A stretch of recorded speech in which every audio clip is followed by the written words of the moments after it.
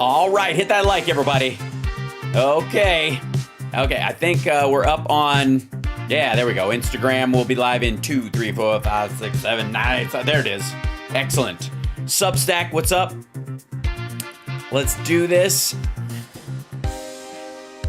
Okay, I'm opening that up so I can see what's good. What's going on.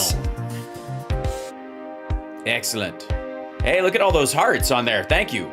Restack me. Whoop, no, not retack. Restack. Well, what is who autocorrects to retack? All right. Restack me. Okay, you have to pause sometimes for new words in the vocabulary. We'll wait for Merriam-Webster to catch up. Man, is it crazy. Crazy. Crazy.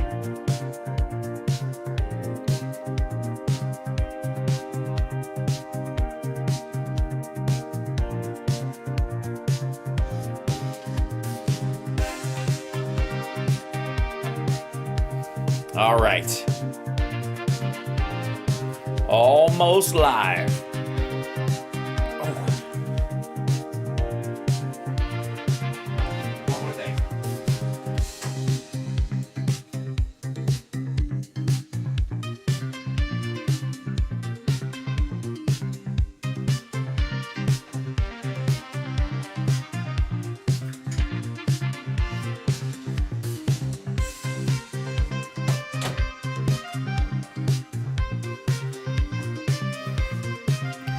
All right. 3, 2, 1. Welcome to the show, everybody. It's Hal Sparks, Mega Worldwide. Like, subscribe, give a thumbs up, support the show. It's so good to be here with the greatest live stream in the history of live streams, and of course, with the greatest chat room in the history of chat rooms. I'm just going to say it right here. Yeah, that's what I'm saying. Hey, early 90s bulletin boards. Suck it. These guys have got your number. Also, I'd like to reiterate the love. I was about to say mating call, but that's a little fucked up. The love theme of trollage. We've been blessed lately with a new breed of trolls, like a swelling, like a festering boil, as it were, of trollage. And I have to say that I'm very proud, because they only show up, if there's something they have a problem with, if they're having a hard time dealing with the fact that I'm, curb stomping all their ridiculous concepts and their fantasies and paranoias and all that kind of stuff. It must be difficult when your whole worldview gets dismantled. I'd imagine that'd be rough. Never had that happen to me personally, but I can see where maggots would get a little upset about it. Now, but I want to reiterate, maggot trolls, hi, welcome. As long as you can keep your racial epithets to a minimum, you're welcome to hang out and bitch all you want to. As a matter of fact, I kind of encourage it, because, again, you help us in the algorithm in a way that no one else can. If somebody regularly watches the show, and they watch me, and they watch Midas Touch, and they watch other stuff, it's natural that my show would show up in there. Hey, people who watch this also like this, if they watch, something on my side of the aisle, as it were.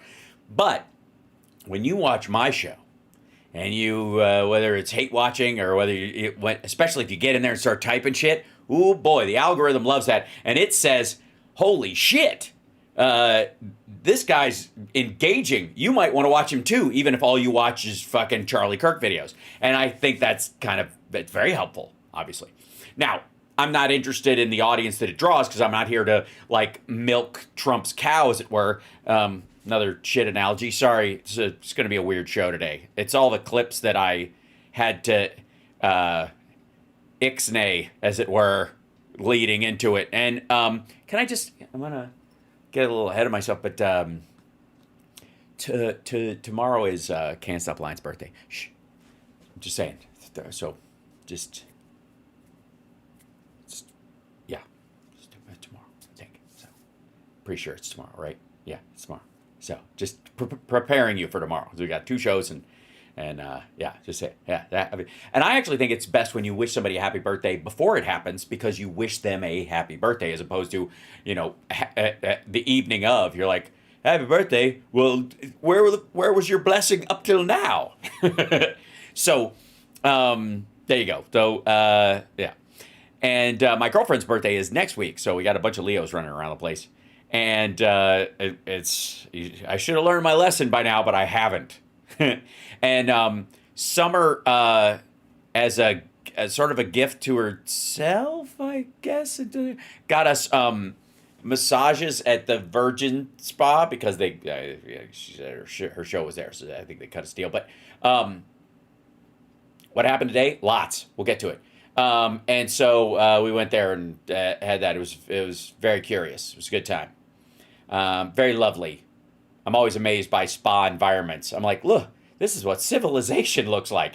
So, lots happened today. We'll get to a bunch of it, but I want to address one particular thing right out of the gate before we get to just how, like, the fucking, like, we have pegged the needle on WTF batshit on a couple of things right now. Okay? I'm just saying. Like, there are a couple things where I'll give you an example right out of the gate. This, sorry, I have to move this down so you can see it. This, right here, that's Candace Owens. Bad enough, I know what you're saying. Interviewing Harvey Weinstein. Under the premise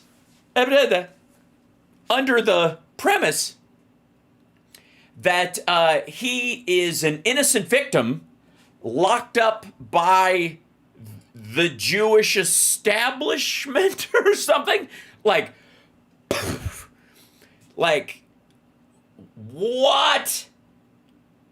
Like what? This is, honest to God, it's one of those things where you're just like, I don't know if I can wrap my fucking head. That's Harvey Weinstein. He's in jail. He's awaiting a retrial on his New York stuff while he's, in jail for his LA charges and whatever. And her thing is he's a poor innocent victim of the Mossad or some shit. It's Israel's got to be behind it. He was a Jew that strayed too far, I think, might be the premise. Either way, what the fuck? All right. So there are chapters on this, and so far the only one that I can see, view chapter, Gloria Allred is the villain. That's not Harvey Weinstein, who, by the way, can I just say for the record, I'm a big Annabelle Sciorra fan, especially from her time on Law and Order, but also a movie she did, I think it's called Whispers in the Dark. And it was like one of those errato thriller kind of things. Yeah, came out in 92. And it's one of these, like, it was kind of around the kind of Basic Instinct zone of things. And Alan Alda is in it. Joe Claiborne, Deborah Unger. There's who's the other dude? Yeah, Anthony LaPaglia's in it. Anyways, it's a good movie. It's rock solid. Good old fashioned thriller, very much like Body Heat or those kind of like late 70s, early 80s. That, as a matter of fact, the script might have been sitting around since then. It has that kind of older feel to it, but it's really good. And I'm fairly certain, and I'm going to look it up, but who made it and owned it? Christopher Crowe wrote it, and then production. There it is. Trivia. Where's the fucking production on it? Yeah, it's a Paramount movie. Martin Bregman, Entrada. So not Weinstein is my point. Pretty sure. I'm just checking to make sure they didn't have a part in it. No. Okay. So, and Kate, she's terrific in it. And she's, she's always been a talented actress and stuff. And she was one of the people who borderline left the business for a while because of how she was treated by Harvey Weinstein. So, fuck that, and fuck Candace Owens, and fuck off. And I just like, was she in the Sopranos? I was not a big Sopranos watcher. So, let's see. I'm scrolling. Truth be told, she was in Daredevil, and Luke Cage. Bull, Maze Room, Good Wife, Green Story. She was on Mental for a while. She was on Law and Order: Criminal Intent, which is where I, obviously liked her work there because I like that show because of Vincent D'Onofrio. But she was like basically on her.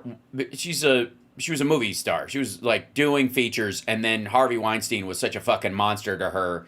She effectively retreated for a while and ended up doing television, right, as the fallback. And so fuck him and fuck Candace Owens and fuck everybody around that, like, circle. Like, no. And again, if he was the victim of a vast conspiracy, that's still true. So where do I send the cake? Is it two conspirators to make Harvey Weinstein face comeuppance like he fucking should? General Postage, New York or Hollywood. Whatever.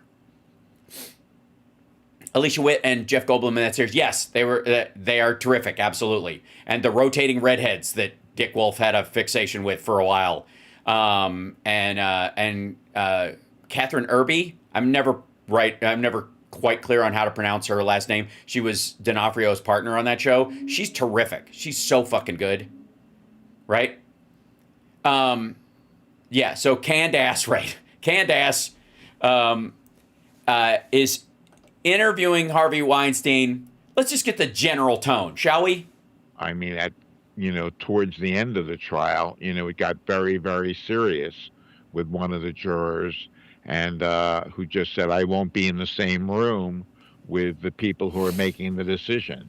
And, I have spoken to 5 or 6 judges, 3 or 4 close friends of mine, some I just know, and... Just think about that for a second. 4 or 5 judges, some are friends of mine, some I just know. And they have never experienced what we experienced in the courtroom with 3 jurors complaining about the proceedings. Well, maybe they will one day when they're charged with sex crimes. They were going on.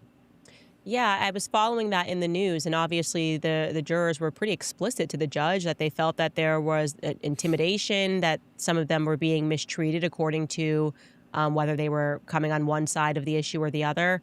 And so I was very surprised, and I tweeted actually out on X, I don't see how they can't say declare this an immediate mistrial. And they didn't. They didn't declare it an immediate mistrial. Weird. So they don't, so the courts don't follow your Twitter account? You should fix that. Well, we wanted it declared a mistrial. Arthur, I adopted. No shit. My head lawyer, Arthur and Diana, are fabulous, and Mike Sabella. Yes, they're fabulous.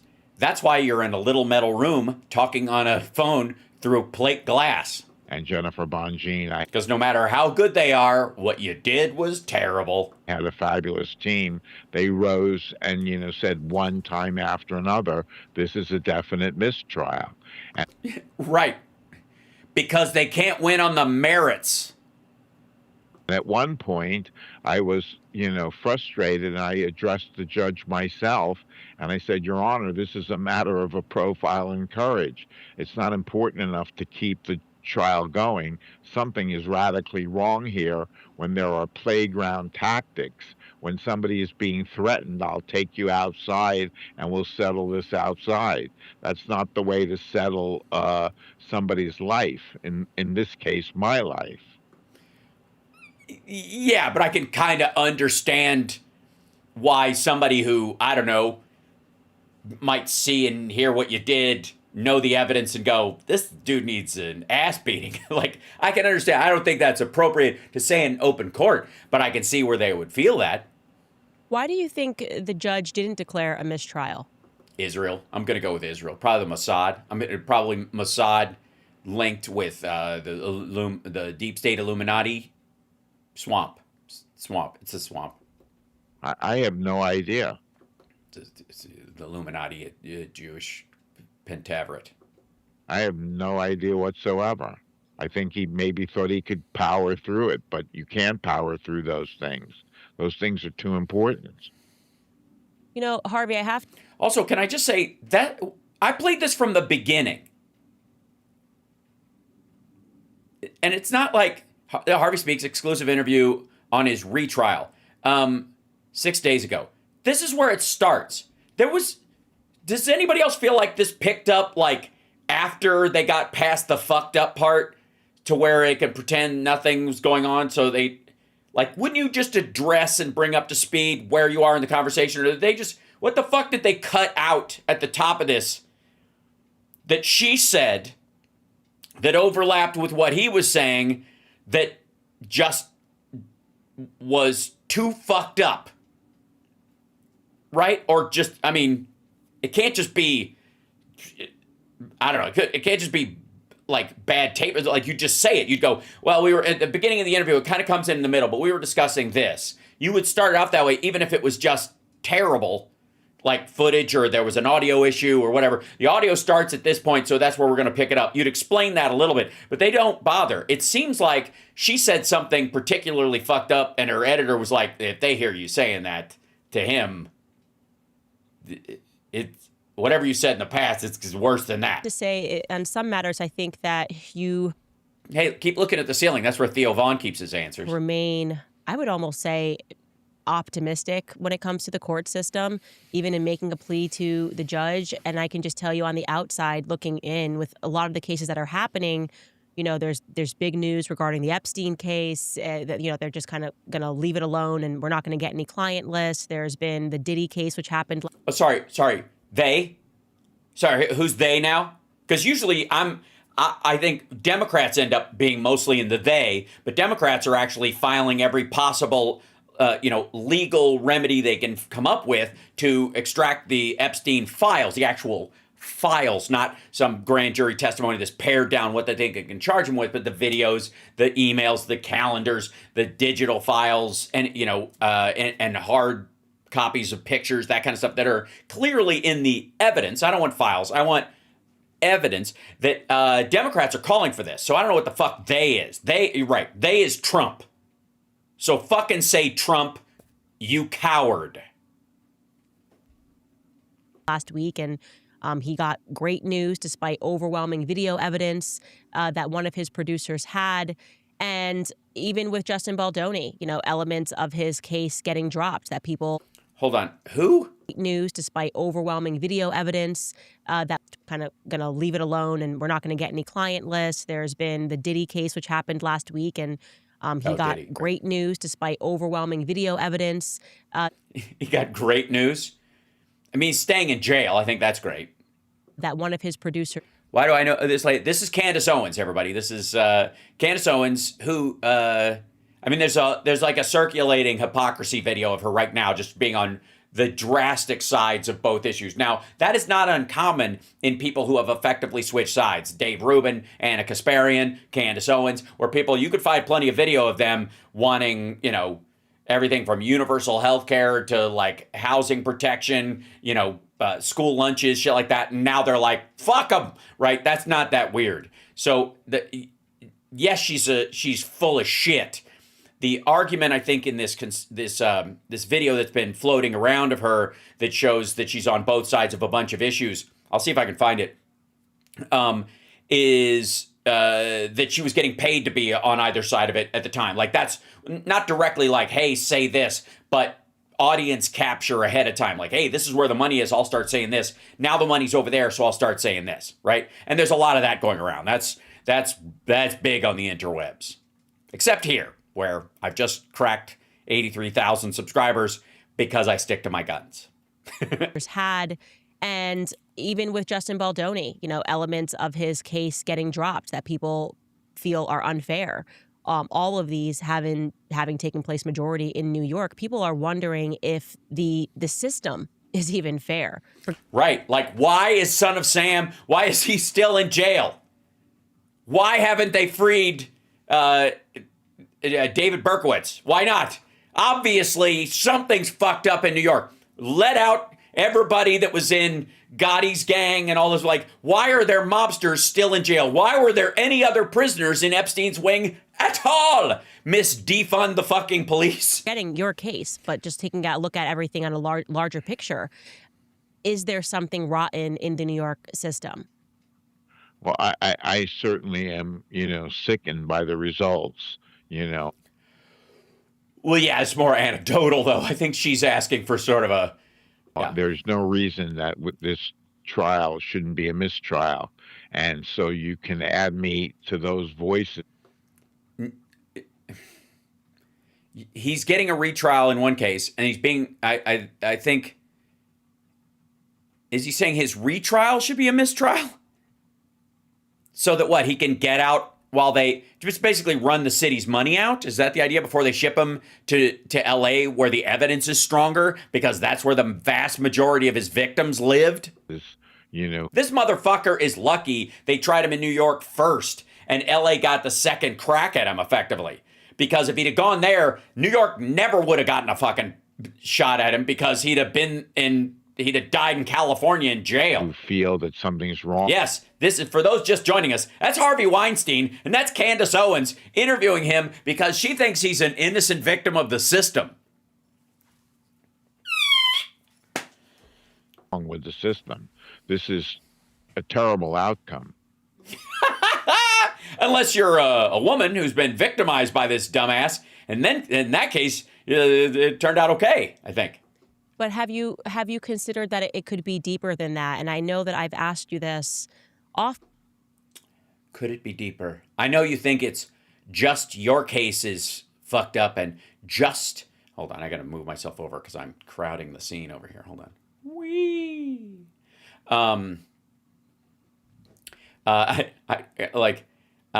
know you think it's just the fact that you victimized a bunch of women and those women finally got a chance to take you to charge you criminally after all these years. But do you think it just could be a Jewish conspiracy against one of the biggest Jewish producers? Perhaps. Fine, but that there was somebody who wanted you put away, that there may have been someone who wanted your... Yes, how about all women that aren't nuts? I don't know. Like, how about any actress who doesn't want to have to casting couch her way into a big feature? How about that? Company. I mean, these are genuinely the questions that I have asked myself when looking at your case, because to me, there is just overwhelming evidence that you were set up here. Like, there's just no... Yeah, they just surrounded him knowing how weak he was with all these actresses that are attractive and talented and made him the gatekeeper of their careers. And objective look at the evidence, in my view, that you could come...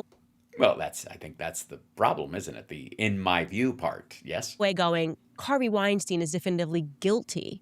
And someone like Diddy, who we have on camera beating a woman, is definitively not guilty. No, he's not definitively not guilty. As a matter of fact, he was guilty. And his the thing they couldn't prove was the RICO case. And you could argue that the stuff they had on video is why he was ultimately found guilty of the stuff he was found guilty of.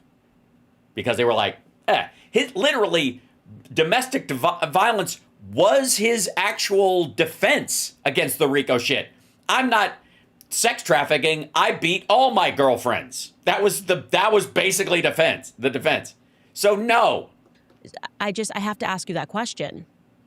Well, I just have to say that, the district attorney in this situation is relentless. They will spend and have spent millions of dollars. Yeah, like women are worth it or something. You know what I mean? Like, come on. Flew to Australia to confer with one of their clients. They flew to Washington. No. Oh no. So sorry, what was the word again? What was that word again? To confirm with one of their... The district attorney in this situation is relentless. They will spend and have spent millions of dollars. They flew to Australia to confer with one of their clients. Okay, asshole. Real quick, the clients of the district attorney are the citizens of New York. They're not a private attorney. What they met with was one of the victims. Now, you can say, if you're trying to cover your ass, alleged victims or one of my accusers or something like that, right? You can say that, but they're not a client, motherfucker. And they're spending lots of money because your company was worth over $1 billion fucking dollars. Believe me, if there was a dude who ran a series of cheap bodegas in the Bronx that did the same shit this motherfucker did, they'd have been able to prosecute him on the cheap because he couldn't afford a team of high-powered attorneys who would threaten and cajole and intimidate all the witnesses and the victims themselves. Clients. Fuck you. They flew to Washington State to confer with the other one of their clients. It's not a client, fucko. God damn, this is... Fuck you. They're not... that in and of itself, click. They're not fucking clients. They're victims. And again, you can cover your ass and say alleged victims or one of the accusers. You don't even have to say my accusers. You can just say the accusers and kind of tap dance around it, you fuckwad. But goddamn, no, they're not. Just him saying clients. Fuck him. They will spend whatever it takes to spend. They hired an expert witness who told the jury that it's okay for Mimi to have, to quote, say that I raped her and then have consensual sex with me 2 weeks later. That was normal. Yes, that happens. And again, the first one was a direct rape. The second one was coercive sex. Right? That's how it works. And then where someone just acquiesces like, well, I guess if I want a career, I got to do this. Still rape. Still rape, dummy. Yeah, he said confirm before confer. I heard that too, Robin. Absolutely. That was a little Freudian slip. At $750 an hour plus expenses, you're hard-pressed to find anybody who wouldn't say what that expert said for that kind of money. But they said it in the court. And sorry, you can't afford your own expert witness who will rebut their expert witness? Welcome to fucking court, dummy. The district attorney paid it. I am sure when they got paid through with that bill, that's $750 an hour, you're talking about $50,000 to get it. And they're going after someone who's a billionaire. Like I said before, they get to arrest a bunch of people that don't have the kind of money this dude has on the fucking cheap. An expert witness to say that it's okay to have consensual sex with your rapist. Common sense. No. Also, the consensual sex part, we'll put a pin in that, because my issue with that is that just because someone after their first sexual assault acquiesces to it to get through it or past it or to get out of it or to hide the shame that the first attack happened and they blame themselves. No. This is just fucking gross. Who's this? That's Harvey Weinstein. That's Candace Owens talking Harvey Weinstein. And she thinks, by the way, what she's getting at, while he's just going after the regular court stuff, like he's blaming the judge and whatever, like you do. Did Weinstein know Epstein? Yes. Hold on. There's a... It's on here. What do I have this? Yeah. there's a weird picture of Harvey Weinstein and Jeffrey Epstein together where Epstein's in like a military outfit.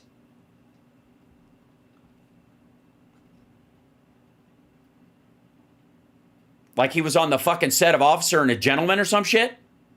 Yeah. Yes, that's Harvey Weinstein. And Candace Owens thinks he was railroaded. Yeah, just what the fuck? Like, okay. Common sense was thrown out the window. You can buy anything. And apparently the deal. No, you can't. No, you can't. You can't buy anything. Or you'd have paid the jury off and you wouldn't be in jail right now. You can't. There's a limit. And if the state brings in an expert witness, you can hire an expert witness who comes in and says, that's absurd, and make your case. Or that does happen, but that's not what happened in this case at all, and here's how we'll prove it, right? Isn't that what your fucking attorneys are supposed to do instead of just going, Your Honor, I object. Why? Because it's devastating to my case. Overruled. Good call. DA bought that instruction, that advice was paid for. Yeah, they know. The fuck are you talking about? You've made court movies, asshole. They know. The jury knows that's a hired expert. What the fuck are you talking? Of course. What they also know is that you've got a lot of money. You've got deep pockets, and your brother does too. And they could pay for an expert for you as well. Why didn't you? Well, maybe that's an example of awareness of guilt. I can't bring my A game because I know what I did. Hal, please tell me Harvey will get another 50 to 100 years in California. He will. Yes. This is a waste of fucking time. This is a fucking circle jerk. Even worrying about the New York case. The LA case is worse. I just feel bad for the fucking victims who have to go through this shit again. And that's what I'm saying, Harvey. Like I said, I've looked at this case deeply, and it looks to me like a modern day hit. And I'm sorry. Jesus Christ. Sorry to say that. I genuinely think that for whatever reason, I don't know who you upset. I don't know what they were after. Israel's the Jews, isn't it? It's got to be Mossad, right? It's got to be fucking hell. But it just looks to me like a rigged system, and they took...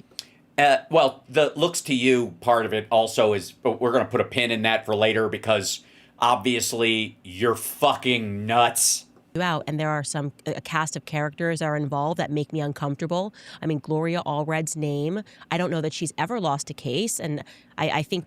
Well, maybe she only takes cases she knows she can win, which would be, an ethics issue, I think, for some folks.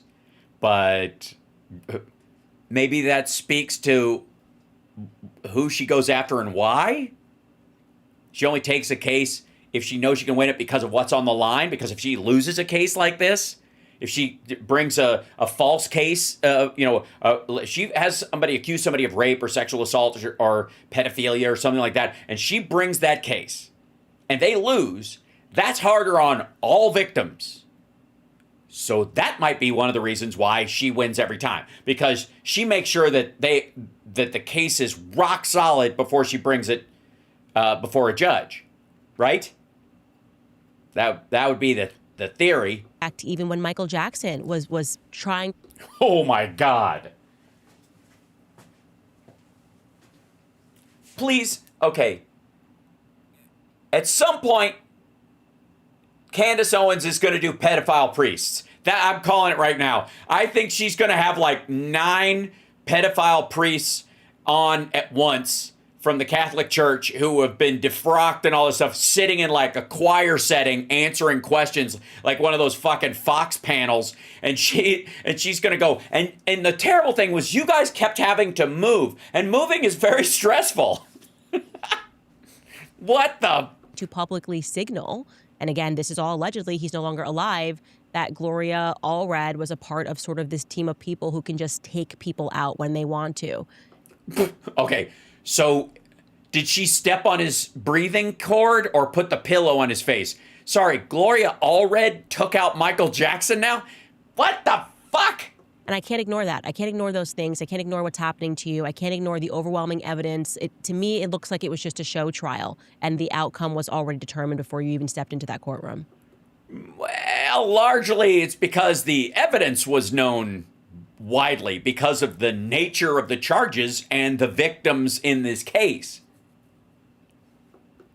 Well, Gloria Allred came to me with Mimi when she first announced Mimi's trial. She went to my lawyers and said, for $750,000, pay us off and we'll go away.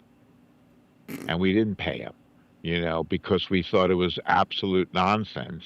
And also there were term limits at that point. But term limits? What he meant is statute of limitations. Because what she was going to bring it as was, in terms of Gloria Allred, she was going to bring it as a civil case because that's what she does. She's not a DA. She's not a prosecutor. Term limits, this motherfucker. Term limits. Statute of limitations. The statute of limitations had run out. Then the survivor's law went into effect, and then all of a sudden people could actually bring charges when time had passed. Many of them still had, evidence and witnesses. Everybody was alive, but there was this window that had shut down. Fucking hell. Sorry, Mediaite said what? Sorry. Trump stuns with promise to put 250% tariffs on pharmaceuticals. Made over. Oh, God. Yeah, I've seen that one. She made a deal with the district attorney to waive the term limits in return for Mimi's testimony. So, I mean, a deal. Term limits Was made by Gloria Allred. Why are you nodding, dipshit? You should at least correct them and go statute of limitations. Gloria Allred is the villain and one of the villains here, and she made the deal to prove what you say is true. Mm-hmm. And that, to me... Sorry. When she originally was going to bring the case, before the survivor's law goes into place, you're allowed to be charged with criminal behavior after that. The original case was a settlement of monies, what they thought they could prove or win in civil court, and what the standards would be there, versus what could be proved in a criminal court. Once she could charge, you could be charged in a criminal court, then, hold on. And this is, let me show you this real quick. I believe it's Mimi Rogers he's talking about, right?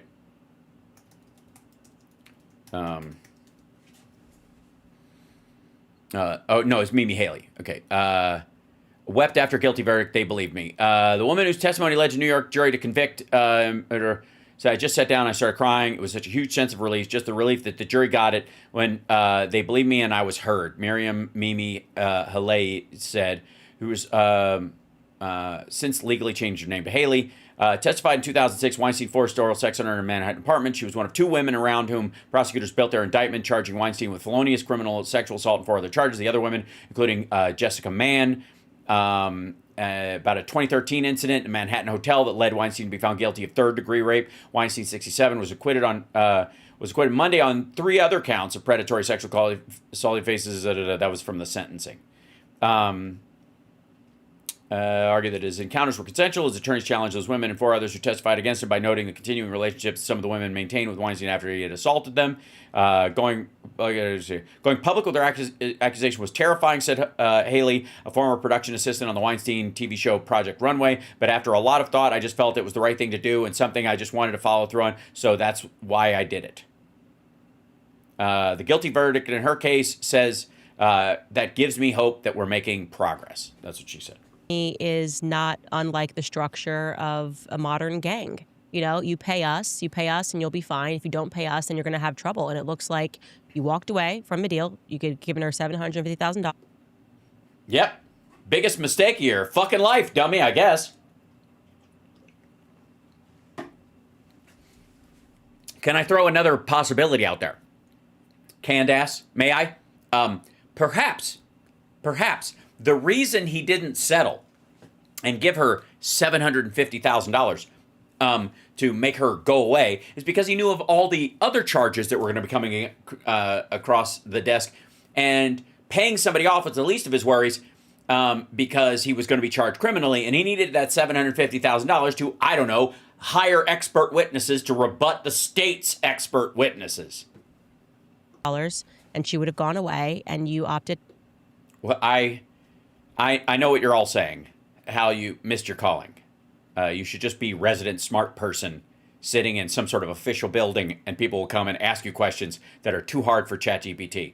I know, I get it. Not to, and you have been fighting for your life ever since. You know, it's one of these things that, like I said, the conversation is very different from when you went in, and this conversation would have been impossible a few years ago. But people are starting to see that this isn't a coincidence that this keeps happening. That the same. Okay, again, it's a coincidence. She desperately wants this to get to a bit the Jews. Characters are involved from even the publications. I mean, the New York Times, Justin Baldoni, they publish a piece absent a lot of information, and then suddenly the attack dogs are out in full force. Well, even the New York Times in this situation, amazing as it is, I mean, with the investigation that's going on with the New York Times, they did a piece about the jurors and what the jurors went through on this trial. And they had 4 or 5 jurors and their testimony to the incredible nature of being threatened by one another during this trial.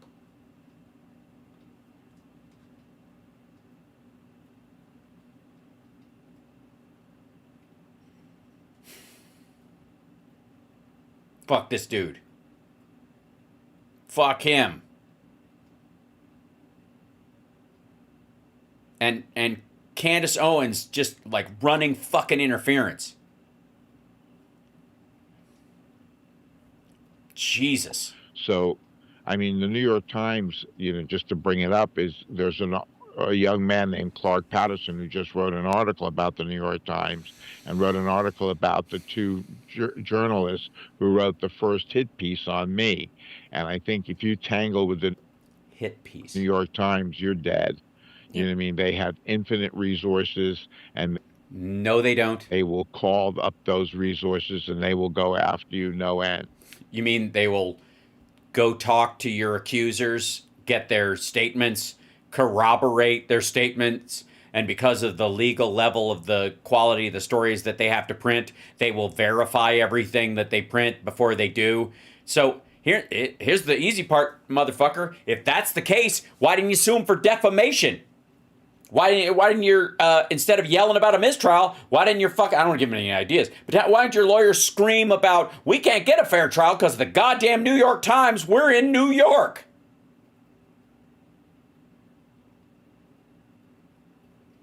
Fuck.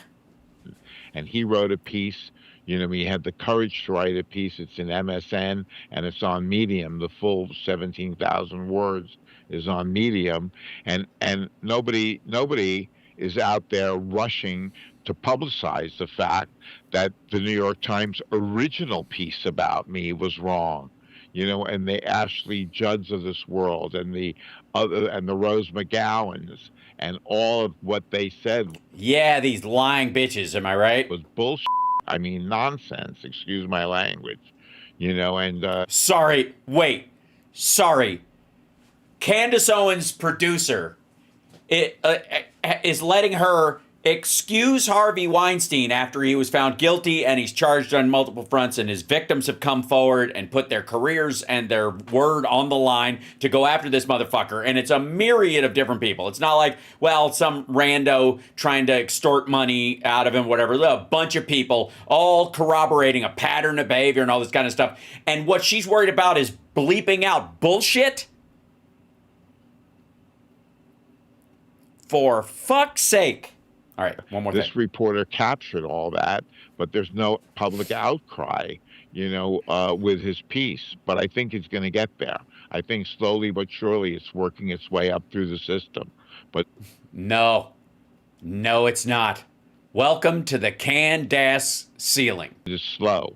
Yeah, and you will definitely find a sympathetic audience with my audience, because we speak about this often. I think the only way that we can make sense of the present is to look at the past, and I have examined the New York Times through the lens of how they were created. I mean, we've been wrongly, I think, deluded to believe that journalists are sort of this like fourth estate, that they Yes, we've all been led down this primrose path, like people sitting on a when in reality it's the anti-Semitic black podcasters that really haven't gotten their chance yet. Is that the I'm narrowcasting female black podcasters with who have like stolen the Oprah signature idea for their aesthetic. Protect against corruption. They're a part of the corruption. Historically, the New York Times had a relationship with the CIA. That is just Jesus Christ.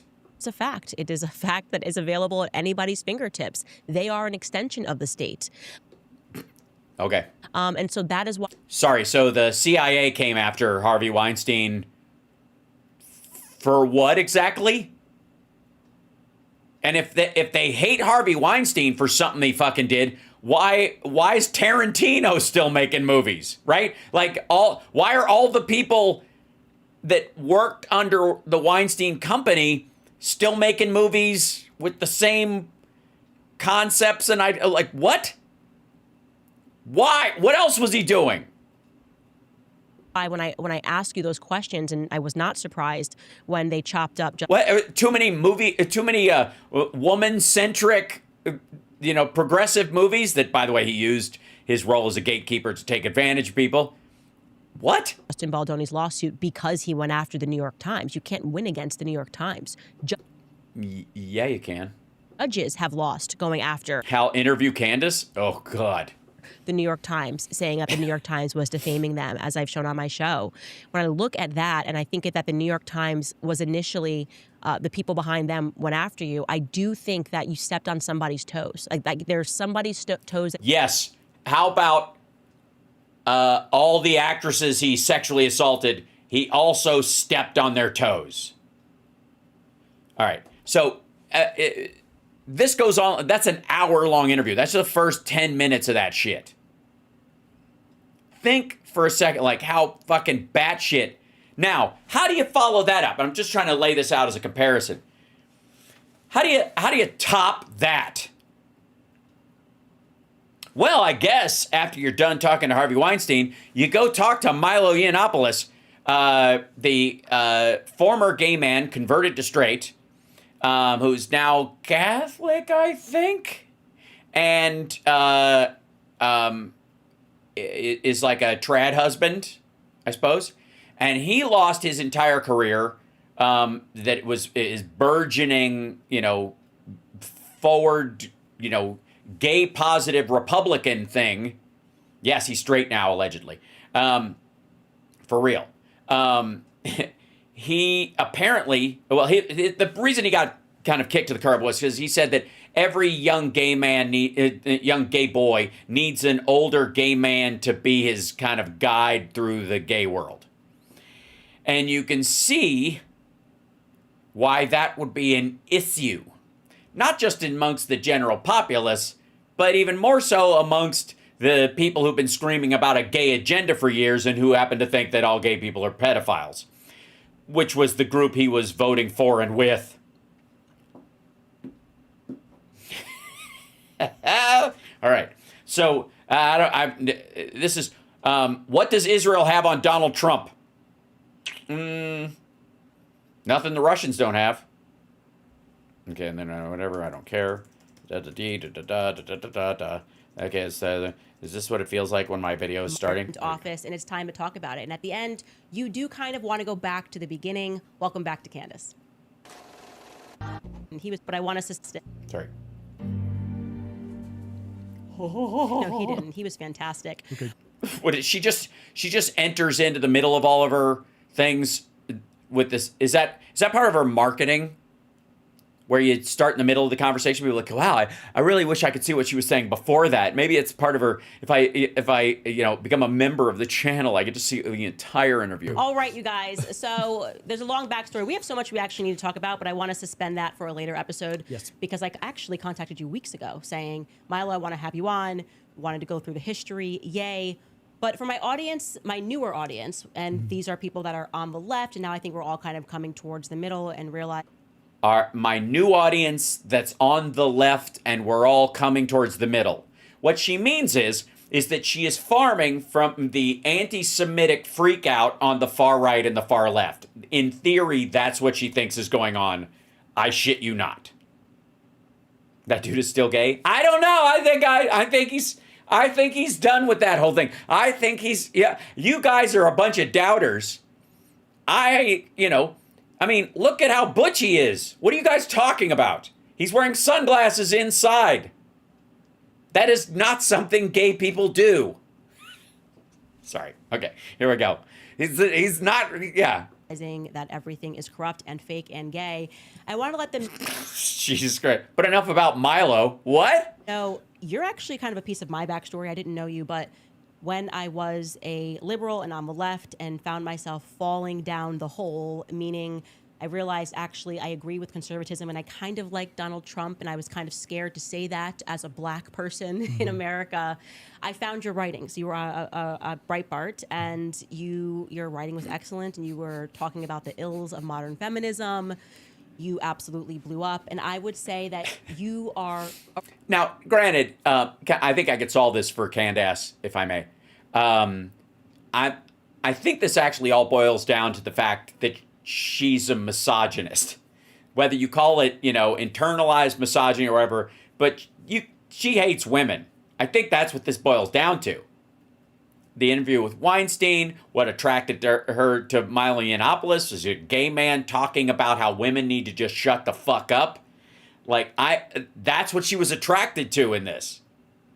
The root of almost everything she does is anti-feminine, anti-woman.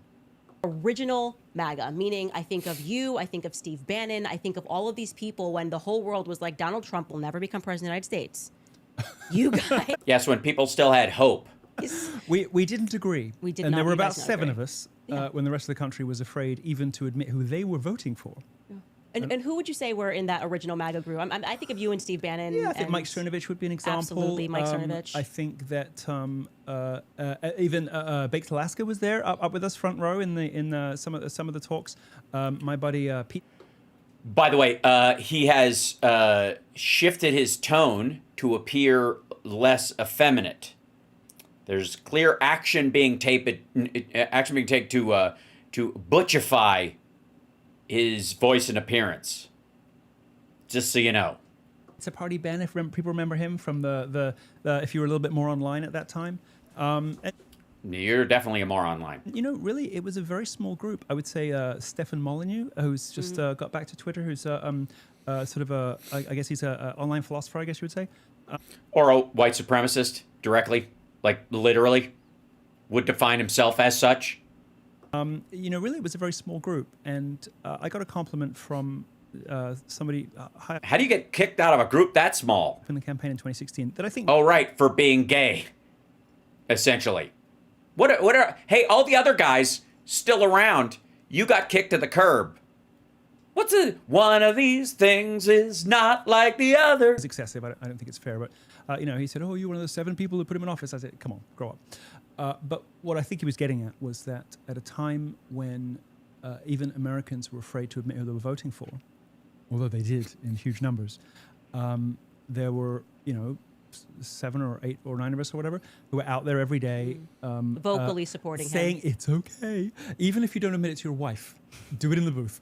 And fortunately, we did persuade them, and so I was there when he came down the golden elevator that other people kind of saw in retrospect, and Right, you do realize you're talking to Kansas, who thinks that Trump is owned by Israel and being controlled by them, and is more than likely not just a friend of Jeffrey Epstein's, but a participant in his child sex trafficking. She's this close to saying he slept with boys. You do know that, right? I'm just saying, before you start patting yourself on the back, right? Is this all Candace Day? No, it isn't. I don't really cover her shit hardly ever, but I just wanted to do these as a compare and contrast, because this is her idea of guests these days. A Harvey Weinstein, who she's trying to rehab, and an ex-gay maggot convert. No, he was always a maggot, but whatever. All right. I mean, I honestly, I don't know if he's fallen in with her thing. Maybe they're talking online. Who cares? I sort of, at that time, I was kind of, what is going on here? This is exciting. This is interesting. And then when he came out and said, Why were you there? You were there when he came down the escalator. How did you get there? What's I was the lead up to invited by a that? friend Okay. who said, I think you're going to want to come along to this. Somebody who works in at a hedge fund. Yeah, and at that time, you know, Oh, that right. The hedge. Wait, sorry. What was it? How wise she ate woman? I don't know. You would have to ask her. I'm just saying. It seems to be the point. Trump.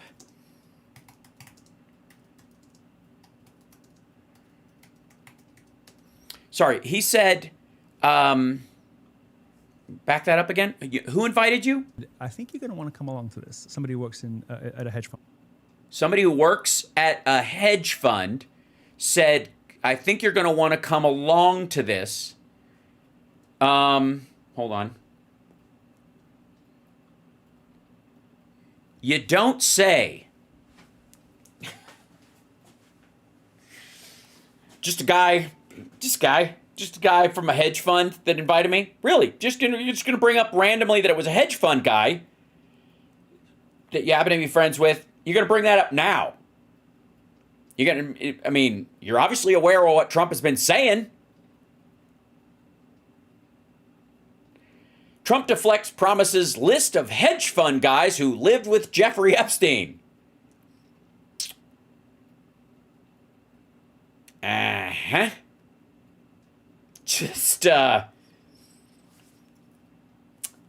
Yeah, there you go. That's it. Sorry, Milo Yiannopoulos shows up with hedge fund guy. New detail. Good, okay. Yeah, and at that time, you know, if you were sort of vaguely somehow connected to the Trump organization, or maybe whatever, people kind of had an idea that Trump was going to do something, right? Because he'd been trailing for many years that he was going to run for president, and people sort of, he's going to make an announcement. Yeah, we don't care. The manner in which we speak to each other over the kitchen table. I think I was still very much asleep. And you're correct. I remember Ann Coulter. She was someone who very early on supported Trump, and then she sort of said, "This is not what I." I had to talk her into it. You did, okay, yeah. She and then said, she "This wrote is not two what I books wanted." about him, and then they had a meet. By all accounts, they had a meeting in the Oval Office that did not go well, and unfortunately, I don't think they got on particularly well, which is a real shame because I think Ann has a reasonable claim to having written the manifesto for his first victory, which is Adios America. And what do you think changed when he got into office, or I guess what were you disappointed in that first term? We didn't see much of the campaigning Trump. We saw a lot of the old business as usual Republican Party. Huh? And that wasn't a sign. You know, tax cut bills passed and this and that. No, he's not blind. He's just full of shit. So. And it didn't feel like what we were building up to. It was almost sort of it was anticlimactic. It was Jesus Christ. A failure. It was a failure. That's what you are trying to say, you fucking wuss. Almost. It was always infrastructure week. Dude couldn't pass an infrastructure fucking bill. Say it. God damn. So, you know, we had this. I mean, I walked into the Trump Victory Party. All right. A poll that says that Get right away. Talking a lot about campus rape culture and the gender pay gap. These are the sorts of things that people were talking about then. All of which had been exploded and exposed and discredited, but all those people still seem to remain in power. And all those institutions didn't seem to be losing very much by the fact of Trump being president. In fact, if anything, they seemed to be doing quite well fundraising while he was in. And he wasn't really stacking up the victories that we were expecting. You don't consider how he handled COVID, just and the deal he made with the Chinese during that time? You don't consider that those weren't big wins to you? What about the VA Choice Act of 2014? Hold on. I want to jump ahead to where... Treason. Maybe it is. This is the closest I've been to saying... One that Trump rolled back and the one he didn't. He rolled back the Zionist virtue signaling, meaning, okay, fine, let's cut that bit out of the Homeland FEMA terms, which they then tried to pretend. Oh yeah, let's actually show that. Let's actually, because they think we're this stupid again. He just thinks everybody's so dumb. Unbelievable. By the way, Trump thinks everyone's so dumb because they took out the FEMA rules. There was a FEMA rule that Trump's that his cabinet, whether it was Stephen Miller or somebody, put in a thing that we're not going to give FEMA funds if you're trying to, like, if you were BDSing Israel. And then they took it out because it's not really a fucking thing you can actually do. Like, if a campus does it or a fucking city does it, even if that's the case, it's not the fault of everyone else in it. You're still the government for everybody there, so you can't just deny them emergency shit. So it's fucking insane. And the fact that this is what they're picking up on, I just want to point out, that's what they're picking up on. That's what this bit is about, is that they remove the language that you can't, if you're into BDS, as far as Israel goes, we're not going to give you emergency funds, which would be illegal and it's stupid. So, like, it makes no fucking sense. And so what they're doing is they're trying to, like, say that he's controlled by Israel because he had that taken out. And this is, well, you'll see. But they actually had the language on the DHS website where you were going to be denied the funds, and I'm just trying to see which line this is on. On the left-hand side, is that the Israel? Oh, here it is. Yes, this is the part before with the language in it, and this is the language without. Hence why the thing that had stuff cut out of it is smaller. Fuck me. Yeah, it says, with companies doing business in or with Israel or authorized by, licensed by, or organized under the laws of Israel to do business. Discriminatory, prohibited. You can't boycott these companies. Then they just delete it. And they actually went on Twitter and tried to gaslight the public. It's gone full Zionist now. They're like, we had it on the website. We're going to disappear from the website. And then we're going to say, what are you guys talking about? We never had that language. The Homeland Security is now. By the way, this is the this is I don't think the rule was enforceable. I just want to point out, like, how this is their fucking fixation. And this is her evidence that he is being controlled by Israel or whatever. Never mind the fact that a rule like this would be totally unconstitutional and illegal and stupid and weird. You know what I mean? Like, if you just decided you had a bone to pick with any political group and therefore you're going to deny emergency funds to a county or some shit. Like, it's just fucking weird.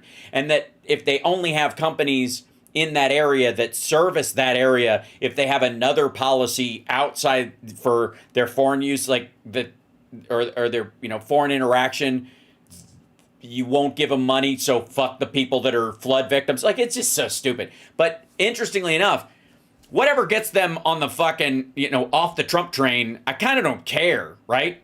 It's not. I'm not here to, like, you need a good reason to hate this motherfucker, like the fact that he was Jeffrey Epstein's fucking wingman. Right?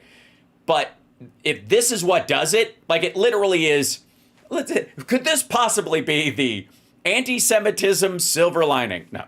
Like, just, if this makes them tell Trump to go fuck himself, whatever. Now getting notes added on X for lying. Readers added context they thought you might like to know. This is misleading. DHS terms and conditions only now removed the section stating boycott means refusing to deal, cutting commercial relations, or otherwise limiting commercial relations, specifically with Israeli companies. That was the language. They removed it, and the Homeland Security had the nerve to pretend that it wasn't there.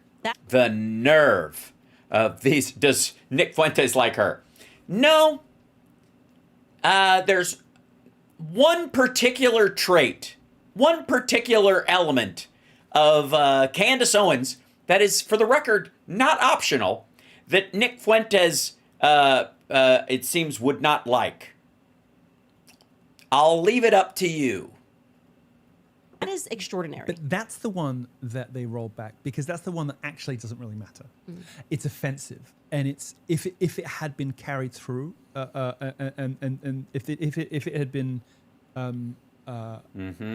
honored, and there had been a disaster, and a state hadn't been ready, and it was because of this, I think maybe you could say it's treason, bro. It just is. I think it's fair. I think it's fair. The threat is treason. Even having the language on that website. Maybe it is. Maybe it is. I've been careful about this word because I didn't like it when it was floated all the time. This is treason. Oh, by the way, she means having the threat of not giving money to the companies that, boycott, divest, and whatever. screw the, Israel or whatever. Having that language in there was treasonous because it's too pro-Israel or something. Like you're committing treason on behalf of Israel. Or, like, it's just illegal. Shut the fuck up. It almost became comical. I'm close. Treason. Maybe it is. This is the closest I've been to saying, no, actually, if we're going to deny Americans in need supplies during a time of need because they... Wait. So can we take this clip and run it back to fucking during COVID or any time, like fucking California wildfires or any of this shit? Why the fuck do you not give a shit when Trump's like gonna deny states funds? Shit, North Carolina. Now you care because you don't care about the rest of these American states with Americans in them because it's not over fuck Israel. Is that the idea? You're fine with him just doing it on a whim. That's fucking amazing. You're okay with him doing it just because he doesn't like Democrats, but not because there was what was effectively a language in the bill that would be illegal that would get beat in court and would get him in deep shit later. Fuck. Are within their own free will deciding that it's more than bad enough. It's more than bad enough, and I think it probably is that. But it doesn't actually matter because of course, it would matter to the lives if it happened. But it's based on the BDS thing. It's all virtue signaling, right? It's a leftist thing. And then if states are having sanctuary cities, something that if it's just if it's just posturing, if it's just language, then why does it have to be in there? So you're justifying it, I guess. You were elected to do, and you want to withhold funds. I wouldn't withhold disaster funds over that because that's mental. That's absolutely psychopathic. Just because somebody lives in a state that has sanctuary cities. I live in California. Right. What do you say? It was an earthquake. You're gonna let me plunge down a ravine? Sorry. Yeah, like that is psychopathic, and that's what we were hoping to defeat by keeping the drunk out. But and the last one. But the 2 female presidents stopped by Trump. You can't take that away from him. But yeah, that's one of the things that this guy and Candace Owens both share. Both hate women, both into dudes. I guess is that what they share? That is psychopathic enough. But that's the one. Ultimately, it's kind of virtue signaling in the gesture, But the one he caved on was that. The one nobody has had a thing to say about was giving the nod to Israel to effectively move in and just take over huge. And how recently it was. Gaza, take over Gaza. Finish the fucking sentence, you pussy. God damn it. This is so aggravating. They all do it. They all run interference and they go, oh, this is going to get clipped. It's a boycott. Hold on.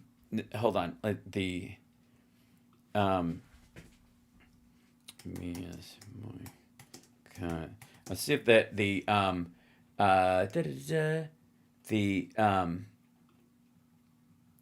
BD. I'll show you the BDS website.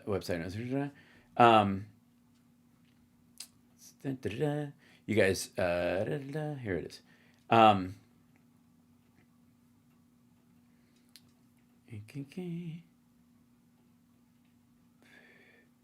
Yeah, it's boycott, divestment, and sanctions. I'm gonna try. Where's their page? Here it is. There it is. Boycott, divestment, and sanction, which is what? God damn it! Let me drag the fucking page. There you go. This is an idea that people want to boycott, divest from, and sanction Israel specifically. BDS is aimed specifically at Israel on behalf of the Palestinians. That would be the idea. All right. Now, insofar as I know, they don't do this with anybody else, which is what makes me suspect. That BDS is an organization like, hey, maybe we should boycott and divest and sanction Russia as well, considering the number of dead involved in this current dust-up in Russia eclipses all the dead in the Israeli-Palestinian conflict since the fucking 50s. right? More dead human beings, men, women, and children, right? They're like, we got to get the fuck out of Russia. Nope. Same with most Middle Eastern countries. Nope. So that's why it gets struck as like anti-Semitic, because again, Sudan who? Think how recently it was that Trump, irritated by disrespect and bad behavior from Netanyahu, was signaling when he was here that maybe America would have a presence in Gaza, that maybe there would. Right, which is fucking nuts.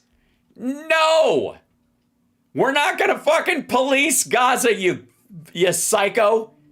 Be a Trump Tower in Gaza, not to. Yeah, that's not an American presence. That's the opposite. That means all the Palestinians getting swept out of there. Because does anybody think that these two motherfuckers, being as close as they are, that this asshole builds a tower in fucking Gaza after the fact as they turn into this thing, and it's not going to be a target for terrorism for the next 30 fucking years? Who the fuck would stay there? This dude. To Netanyahu's visible displeasure and surprise, saying some of this stuff, right? Right, because he didn't want him to say, like, dude, don't give away the game. But this is what we're talking. I talk about this shit in secret with Jared. And how soon, how quickly. Let's see. But how can you clarify your position on the Gaza situation as played out today? It is historic, and you spend very little time on it other than a casual, occasional needle drop. I'll tell you why. Because it is completely here. Let's clarify this. It is completely out of our hands. The vote was taken. I voted for the people who were for limiting, large munitions to Israel, pressuring them on them, giving them aid and that kind of stuff. And members of allegedly my own party and voters that are supposedly aligned with, the values and hope for a two-state solution and all that shit they've been crowing about forever, said, fuck it, I think Trump's better on this. That's out of our hands right now. And also, I would like to point out the fact that the two-state solution before 2005 and the two-state solution after 2005, written and designed on both sides by two different groups of people. And before 2005, the two-state solution was two democracies next to each other. Right? That one, a Palestinian state, but that Arabs and Jews and whoever else wants to live there, they would just live under the rule that the Palestinians would put together. They would vote on their own people, just like Israel would do. That was the two-state solution. And after 2005, Hamas taking over the second state, the Palestinian state they're talking about creating, was no Jews allowed. Which is not the two-state solution that I and other people have been clamoring for all this time. And I am not going to praise or seek a singular ethno-state, a new one being born on the Earth's surface. And ultimately, it's a matter of flapping at this point, because the very people who allegedly care the most about the plight of the Palestinian people fucked them the worst. Hashtag uncommitted, hashtag fucking, Genocide Joe. That whole crowd delivered the Palestinians into the hands of Netanyahu and Donald fucking Trump. So my effort is getting rid of this son of a bitch, and in the future, making sure it never happens again. I also, for the record, if I'm being accused of vote shaming, you goddamn right I am. Of course I'm vote shaming. Of course I'm blaming voters who didn't vote for Harris or who voted for Trump or voted for Jill Stein. Fuck them. Of course I'm saying that. And I'm never not going to say that. And anybody who plays ducks and drakes and fucking jacks with the lives of people like this, you deserve to be fucking shamed.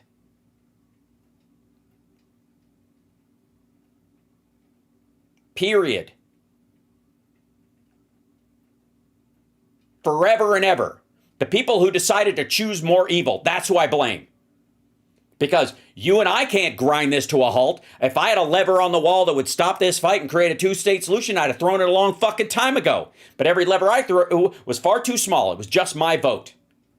And I could talk about who I think should be in office, and I could direct the populace this way, and I could chastise people and sheepdog them on my side and vilify and mock the people on the other side, because that's the limit of my capability in this very second. And I do it every fucking day. And I'm never going to back down about this. If you want somebody else to kowtow to this horse shit or tap dance around or blame centrists or the middle of the road stuff or it should have been all or nothing no. You don't get to make coin flip decisions over complex issues and pretend that'll fucking solve it.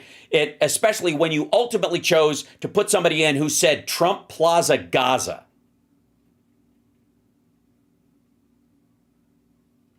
Please. Fucking please.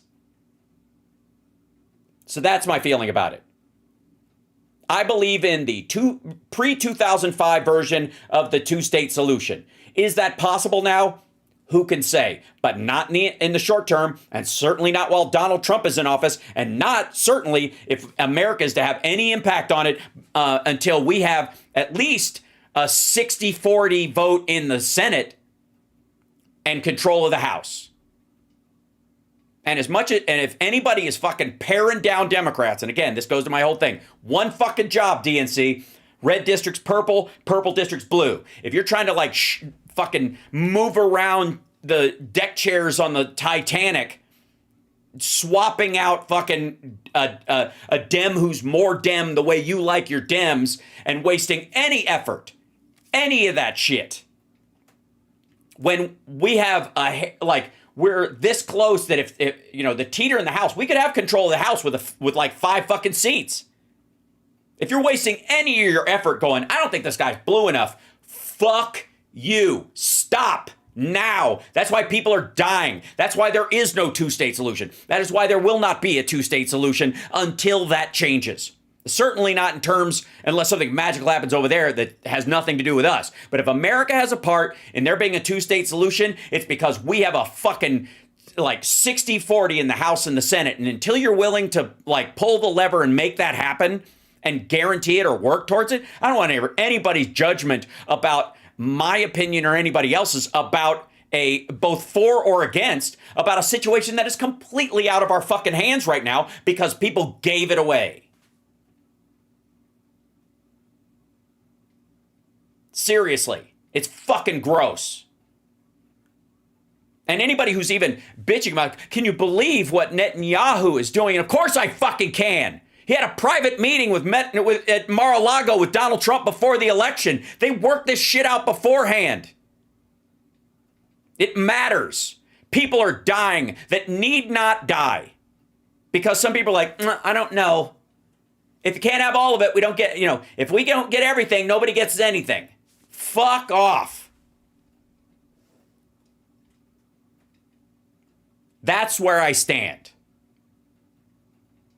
What I would like to see, a two-state solution where there is a Palestinian state and an Israeli state, and both of them operate as democracies to the best of their ability or the desires of the voters there. But the idea that you're going to create an Arab ethno-state next to Israel out of spite at this point with Egyptians in Gaza and Jordanians in the West Bank and call it Palestine as the remnants of Hezbollah and the Houthis and Iran pump people in there and take out anybody who might want to make peace.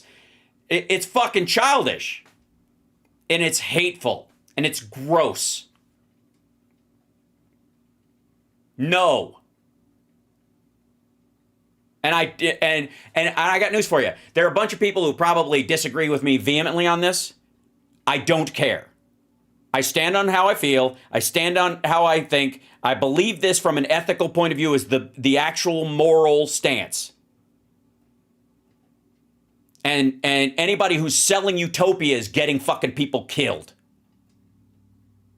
It's the same motherfuckers who voted against Democrats because the ACA wasn't universal health care. Meanwhile, 25 million people get more health care. And those people are alive now. Their children are alive now. Their children are healthier now because that exists. And you were willing to give that away because if we don't get everything, nobody gets anything.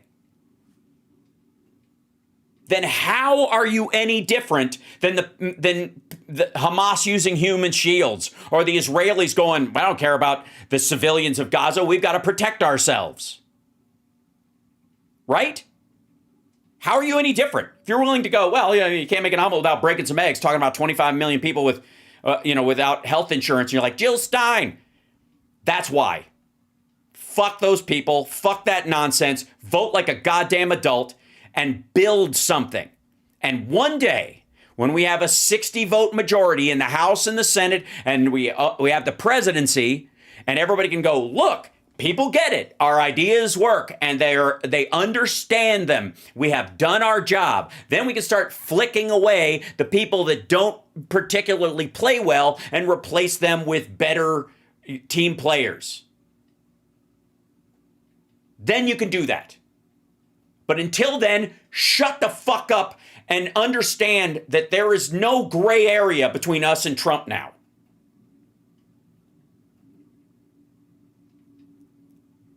Other than that, I have no opinion.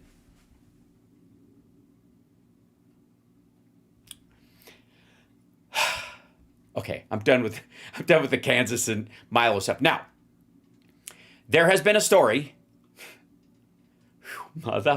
I'm getting back, make my own self hot talking. All right. There is some good news.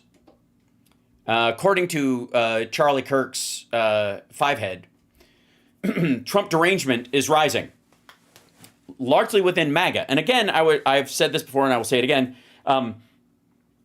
You'd have to be deranged to vote for Donald Trump.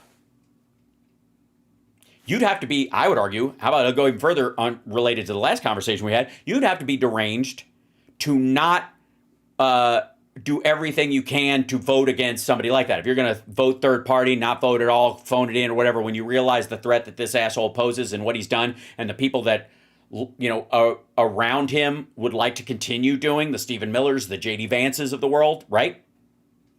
You know what they want. They want more of this. So you're going to tell me you're going to vote third party or throw your vote away or talk like there's a fucking uniparty next time? You're going to talk like that next time? Knowing this, then there is only one answer. You are for this. You're not on the fence. You're not halfway about it. You're not, disenchanted. You're for it. You support it. Just admit it. Stop wasting everyone's time. That's it. You'd have to be nuts to vote for Trump. That's my opinion, and I'm sticking to it. 7.5 million U.S. Oh, and this asshole fucking selling TikTok. That should tell you something, too. That Charlie Kirk is doing ads for TikTok. Owned by ByteDance and the Chinese government. Think about that for a second. Think about Charlie Kirk doing ads for a Chinese company. If Hunter Biden had done the 30-second ad at the top of this thing for a ByteDance and Chinese government-owned software of any sort, much less a social media one, imagine these motherfuckers. They'd be playing on a loop. This motherfucker, right? Charlie Kirk. TikTok is wonderful. Fuck off. New York Times writes a piece. What to do when the president acts like a 5-year-old. I really don't like the term Trump derangement syndrome, but it's just accurate. I haven't found a better one to explain maggot voters. Fill it. TDS. The TDS in mainstream media has reached a new fever pitch. What is driving it? What is behind it? New fever pitch? This is a large fall off from Epstein's wingman and rapist. I know 5-year-olds who have better manners. And is there any hope to cure this disease? Well, I mean, we largely cured measles and the mumps, so maybe. Yeah, until RFK Jr. brought him back. Bad time to make that analogy, dumbass. Also, by the way, Mark Halpern, another guy who was kicked to the curb because he was sexually harassing women in the workplace. He now works at Megyn Kelly's show, or on the network she's on. And you'd think that, right? Trump derangement syndrome is Coming the natural. back, Mark. I'm kidding. Exactly. I'm kidding. I know. It's the natural resting state of the what I call the dominant media. They want to be in opposition to Donald Trump. Right. What do you think it is? The grab him by the pussy stuff, or the Vladimir Putin's a tough guy, smart guy, and we kill a lot of people too, so who gives a shit? Or Xi Jinping's my friend, and or COVID will go away when the sunshine hits it, or what do you think the main part of it is? The tariffs that aren't fucking working, the big bullshit bill that's adding like $6 trillion to the debt and is underwater even with his own supporters. Again, I'm hard pressed to find a reason why you wouldn't be deranged to support this motherfucker. And after 2016, and he won, there was like a 5-minute thing where the New York Times said, we really need to understand America. And then it was basically 4 years of Trump derangement syndrome. Oh, that's also before they went and looked at the count and went, oh, Hillary Clinton actually won the popular vote by 3 million votes. And all Trump did was regular run-of-the-mill Republican bullshit. And so maybe you can just go back to pointing out the fact that he's a sexist, egotistical, lying, hypocritical bigot. And then 4 more years. And then after he won in 2024 and got off to such a fast start in the transition, I think it was at its low point within the media, which is they respected his victory.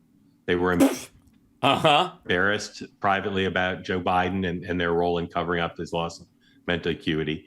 And if you look at the coverage in the transition and through the first few months, it wasn't laudatory, but it wasn't as reflective of Trump derangement. Every elected president gets a grace period. I would argue it was a mistake this time around, considering he had been elected before. But they all get it. Because they don't want to, largely because they don't want to look like they were denying the results of the election. We now know possibly suspect. Syndrome. In the last few weeks, it's all come back. And so back to their natural state. Oh, you mean since the Epstein memo came out where they said nothing to see here and he killed himself and all of his people started freaking out, and it's not just people on the Democratic side of the aisle that are going, fuck this dude? The information on the economy is mixed, but now it's all being reported as negative. Okay. The information on the economy is mixed, but now it's being reported as negative. Okay. One moment. I want to say it was Axios. Let's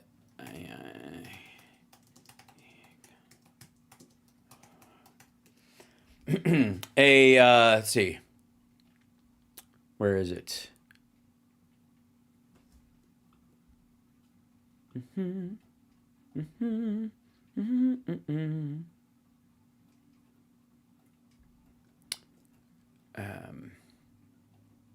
Let's see. Where is it?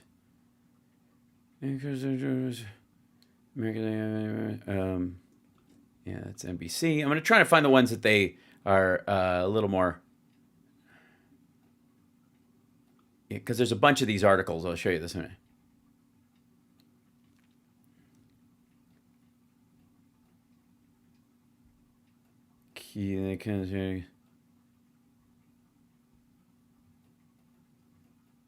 All right, there's a bunch of these, but I'll show you these right out there. This is from CNBC. Where the fuck is this thing? I don't want to watch it live. Oh, it's on their pro channel. You'll get the idea. I'll show you the headlines. AI is bailing out most of the U.S. stock market, Josh Brown says. AI spending boom could have real consequences for the U.S. economy. The robots haven't taken over yet, but AI investments are powering more of the American economy. Almost all of the positive economic stuff is pointing to the fact that the investment in AI is second only to the fucking railroads. Yeah, just saying. second only to the like laying the railroads across the country in terms of, you know, the investment versus GDP. For real. It is the second largest investment splurge in American history after the fucking railroads. That's what's keeping everything afloat. It's also, they're replacing workers with productivity because they're using AI for a lot of these things. AI is going to mask a lot of incompetence. We'll get to that later. But still, I'm telling you, that's one of the reasons why they're like, it seems to be bad. I mean, people are losing jobs. They're not adding jobs. And we're like, why the fuck would they? All the factories Trump moves here aren't factories. They're fucking data centers. They're cloud server facilities. There's not fucking people in there like hand pressing fucking AI images. They're not hammering them out of steel like some factory in the fucking 20s. God damn, like, and they're not going to. Like the car factories are vending machines. The ones that are going to move here, and they keeps talking about they're bringing them to the country. Right. They'll have fucking 9 employees. There's a big thing in, I showed you this thing. This is fucking how stupid Halpern is.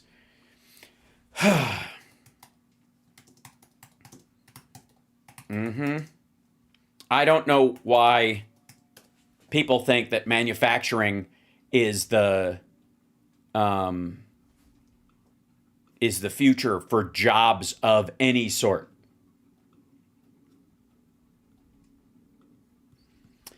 The peak inside China's dark factories, churning out 800 EVs a day. Let's see. Do they have any pictures there? Yeah, China's dark factories. We looked at part of this before. With lights dimmed and...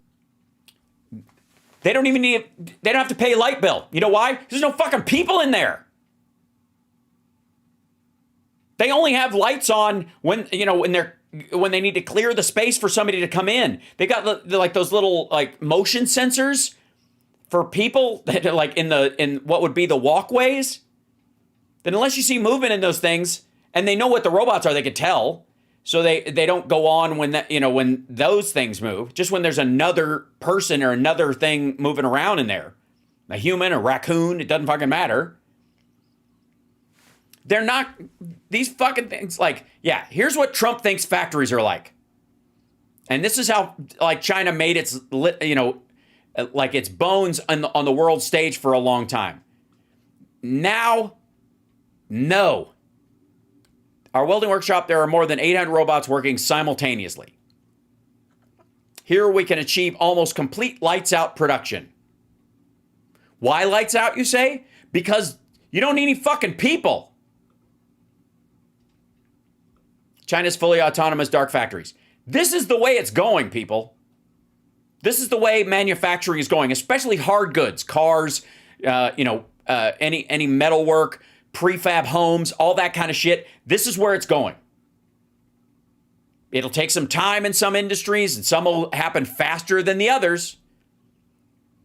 I like to think that when you turn on the lights, the robots will hiss like a rat. Sure, VJ Kodak. I wouldn't rule that out. Right? Or like the alien, the xenomorph in Alien. Is anybody starting to get the fucking picture? Why jobs are going to take a giant shit in the next 4 years, no matter who's in charge, and Trump is like the dumbest motherfucker to have in charge while this shit's going on?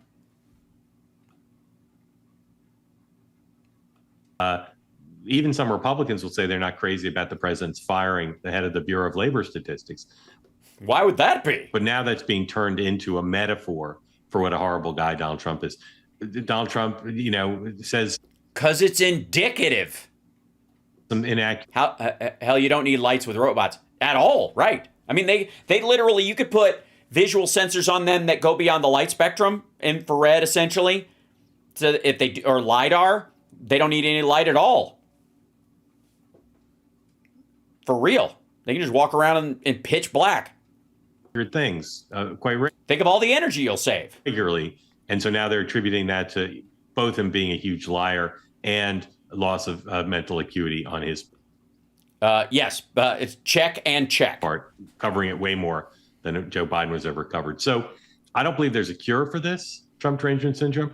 And I believe most of all that Donald Trump benefits so much from Trump derangement syndrome, so much. And that's the ultimate irony of the media's Trump derangement syndrome. They're helping the very person they're trying to Now, he might have a point here. And in what way does he have a point?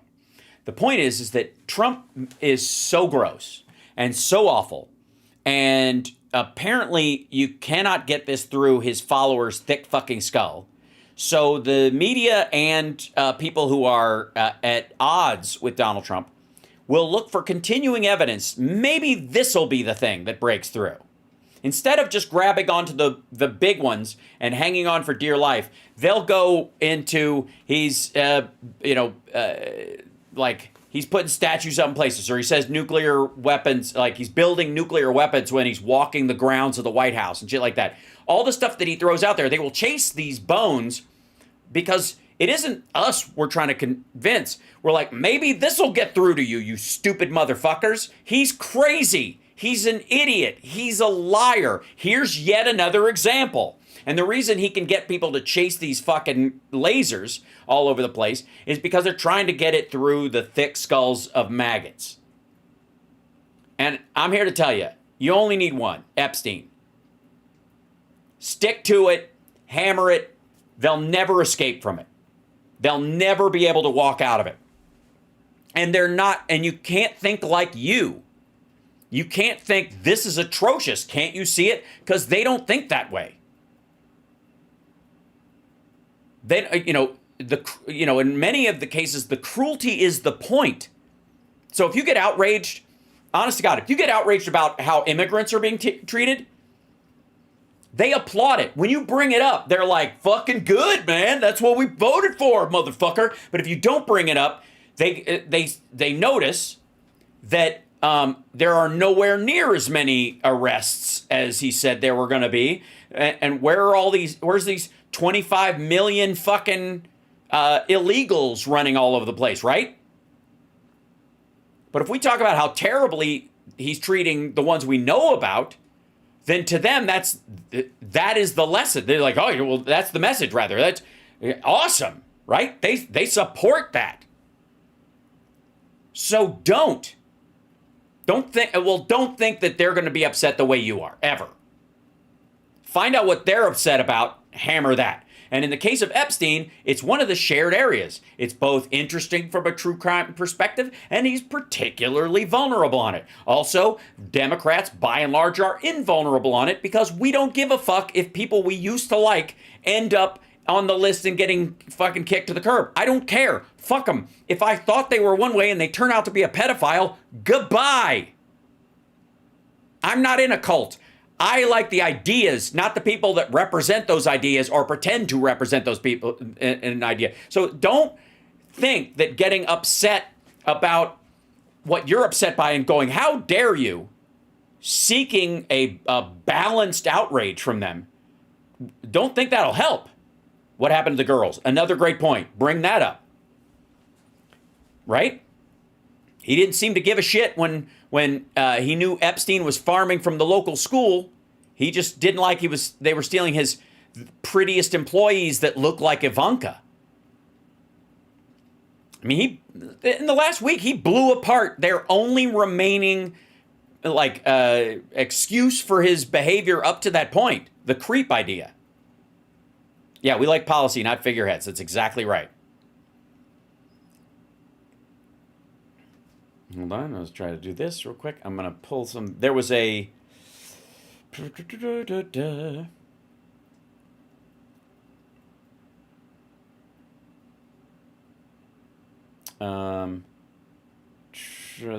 Where was I? There was an article. It might have been on Axios. I'll have to look it up in a minute. Okay, let's go back to this real quick, and then Sure. I'll see if I can find it.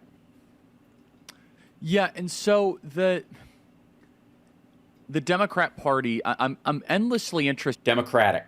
I know you've mentioned this before, but where is the political entrepreneurs of the Democrat Party?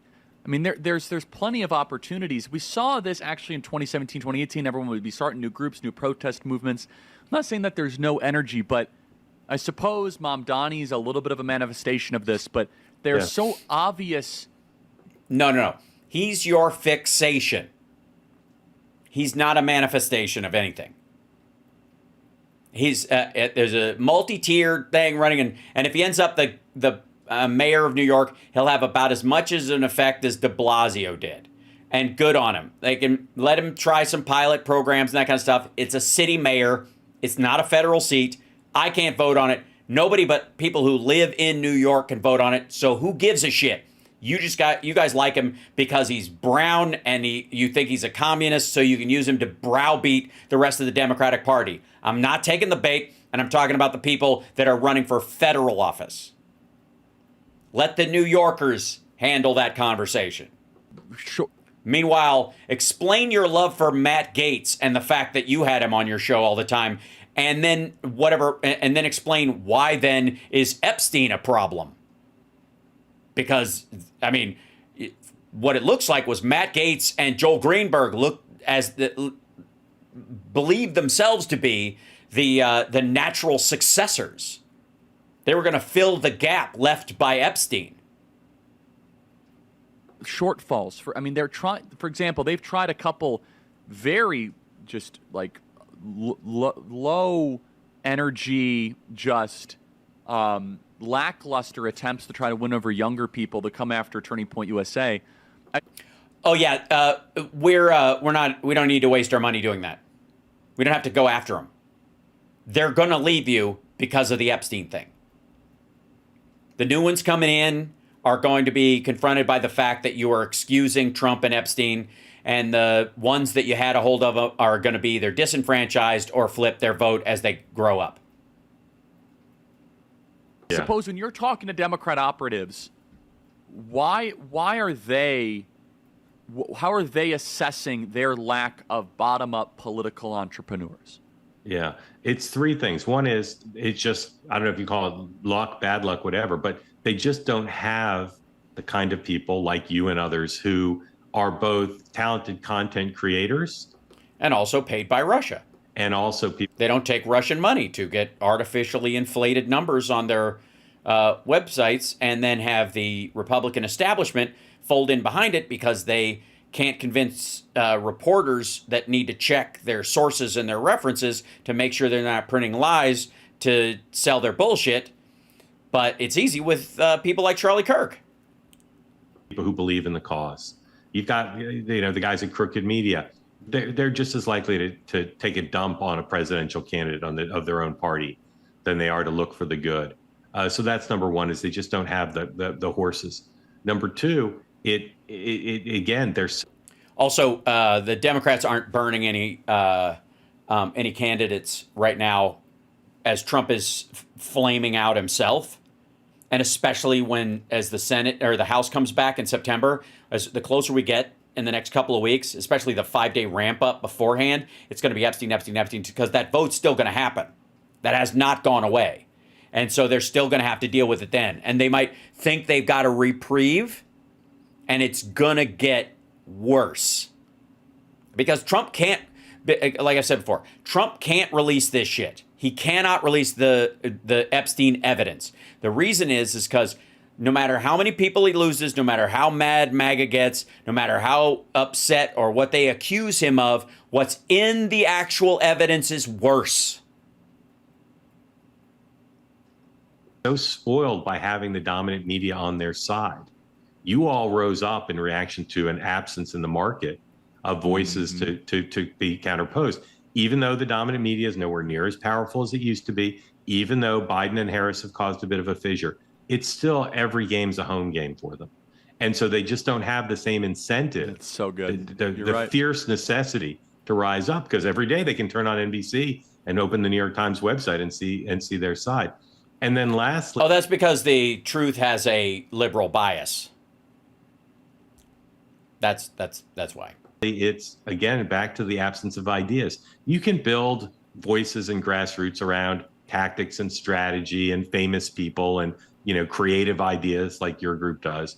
But in the end, people want to know what's going to make their life better. And right. And eventually that's why they're going to leave Turning Points USA and why they will never really amount to the kind of force they insist they are, except in electoral politics. They can get people elected, but there will be no policies that are brought to bear. And a great example is just how many betrayals there are in the BBB that Trump put out, and in the not releasing of the Epstein files and his, whether it's Ukraine or Israel, the areas where they were insisting on this, that Turning Points USA tricked these voters into thinking that he was going to be on their side, and then the rug was pulled. So they're great at electoral politics, but they have no policy, largely because they are, ethically, morally, and psychosexually adrift. And I mean that literally, considering the kind of incel brigade that runs the place. So your events are fun and interesting and filled with energy, but there's lots of conversation about policy ideas at the state, right, or lack thereof, local and national level that people can be excited about. They just haven't generated those ideas in such a long time. No, it's actually, I would argue the Democrats' issue is all policy, no sales. These guys are all sales and no policy. And even when they do have a policy, Trump tells them to go fuck themselves, and it does the exact opposite. And they're like, well, Jim Jones knows best, right? That's the problem they have.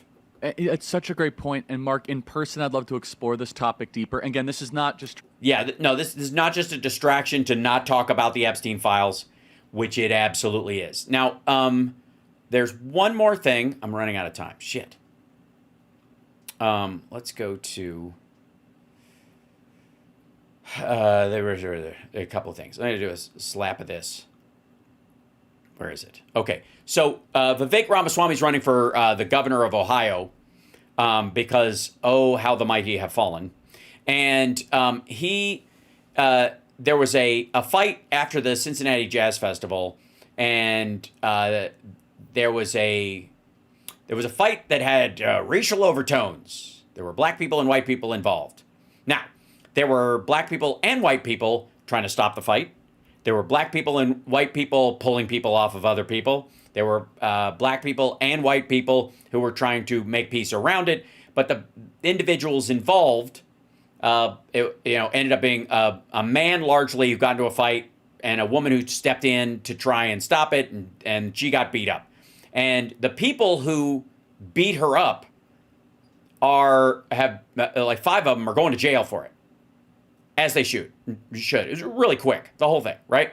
Okay, so they want to sell this idea is that the Democrats are just letting mobs of black people beat up white people. That's the whole thing. Is Glenn on Ozempic? I can't see how he isn't, right? Vivek is on the phone with us now. Hi, Vivek. How are you? Glenn, how you doing? I'm great. You were born in Cincinnati. So was I. Your point? And, you're following this because you're running for governor. It's the freaking Cincinnati wine mixer. By the way, I hear you're doing really well, and I'm happy to hear that. Simmer down. Thank you. I see the city councilwoman. I see the police chief saying, well, you don't know all the facts. And I might not know all the facts. You don't know all the facts. I guarantee it. And even if there are more facts, there are more facts. Because you don't know any of them, there are more than what you currently know. And also, some of the things you know that you think are facts are not facts. Doesn't justify what we saw. But no, it has nothing to do with what you saw. That's the thing. Have you seen any other facts that the public doesn't know about on this beatdown?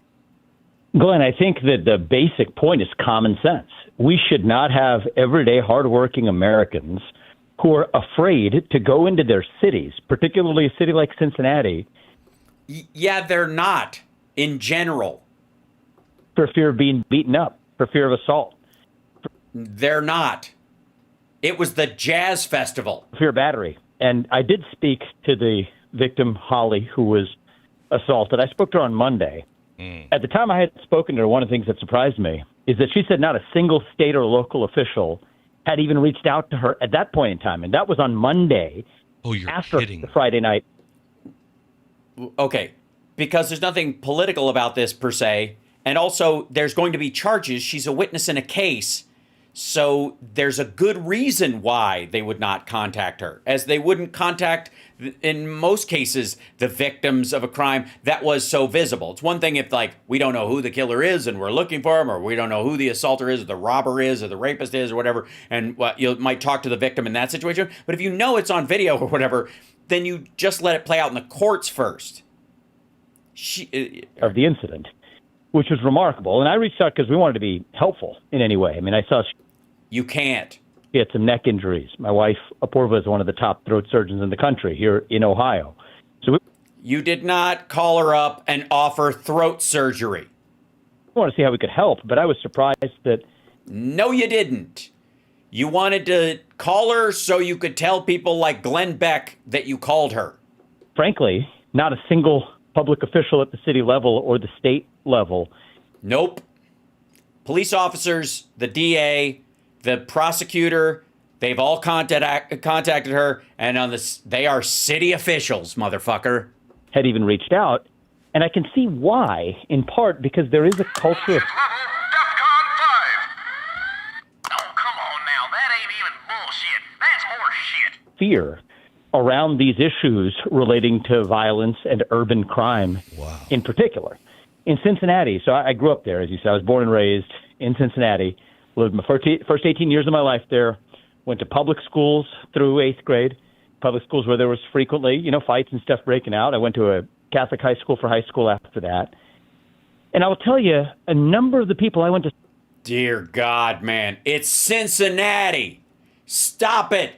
They're not doing fucking Mean Streets or goddamn Detroit.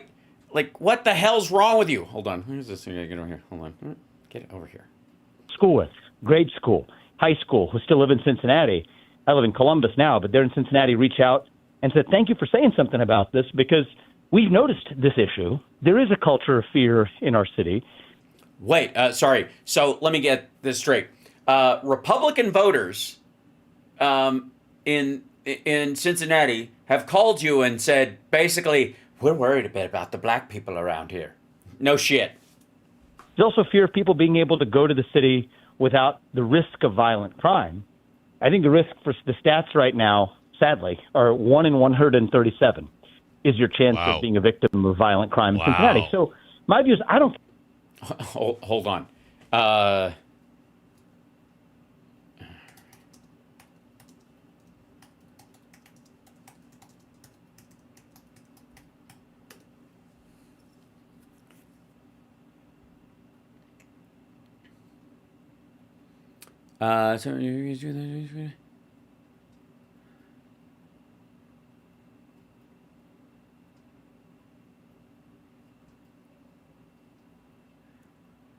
Sorry, 1 and 2. Let's go here. The quit it. We can say 30%.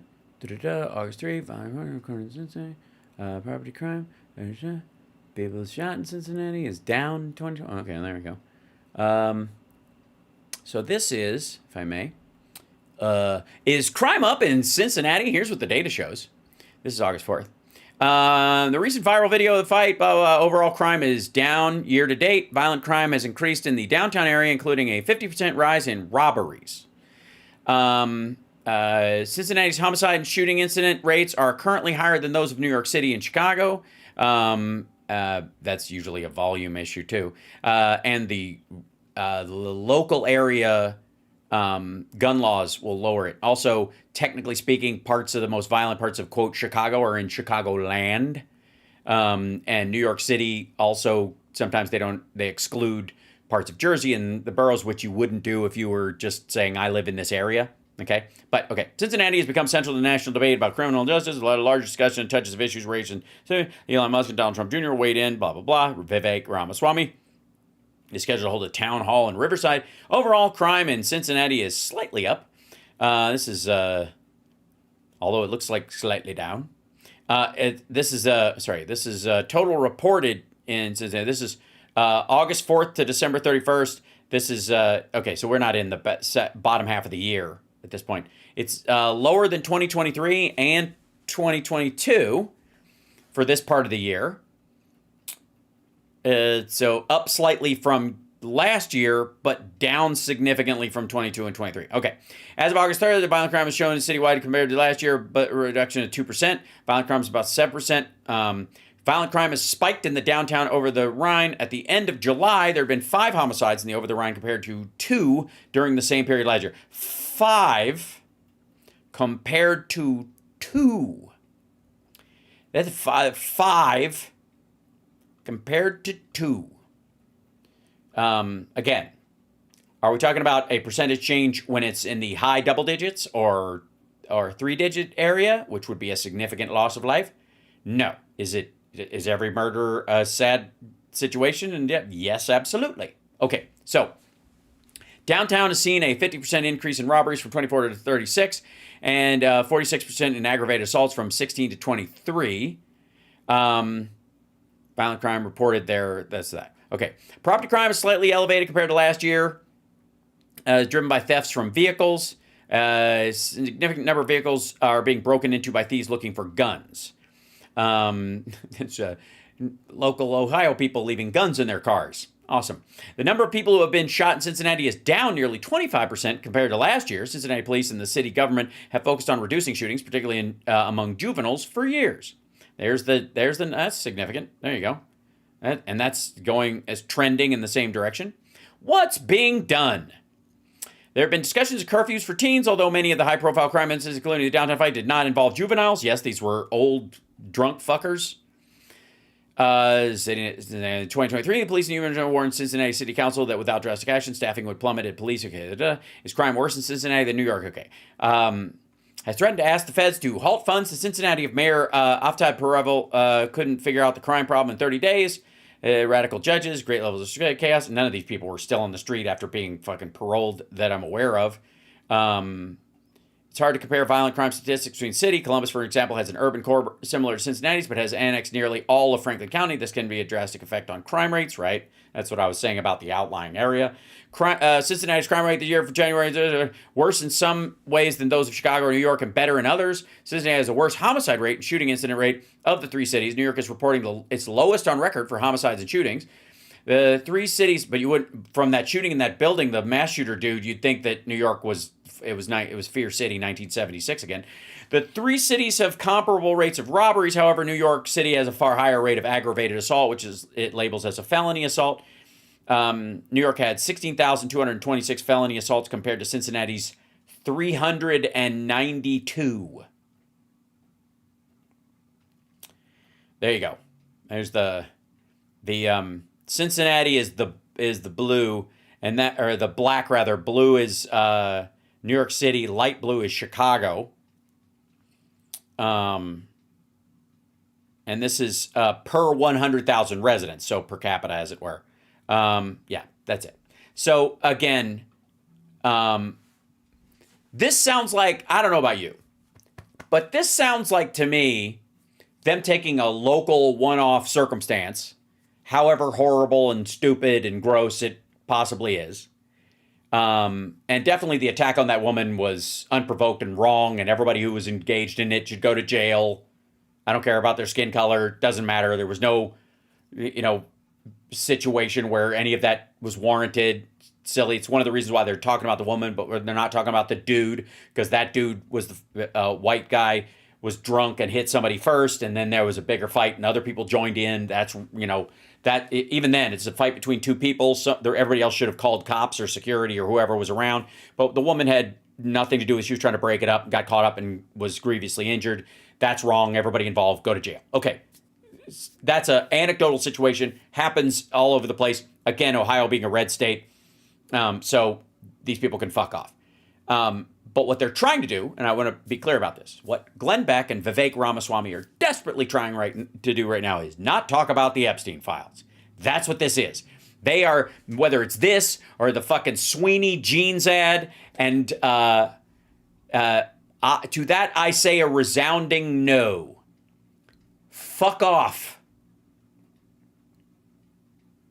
Sorry. I'm not letting you get away with it.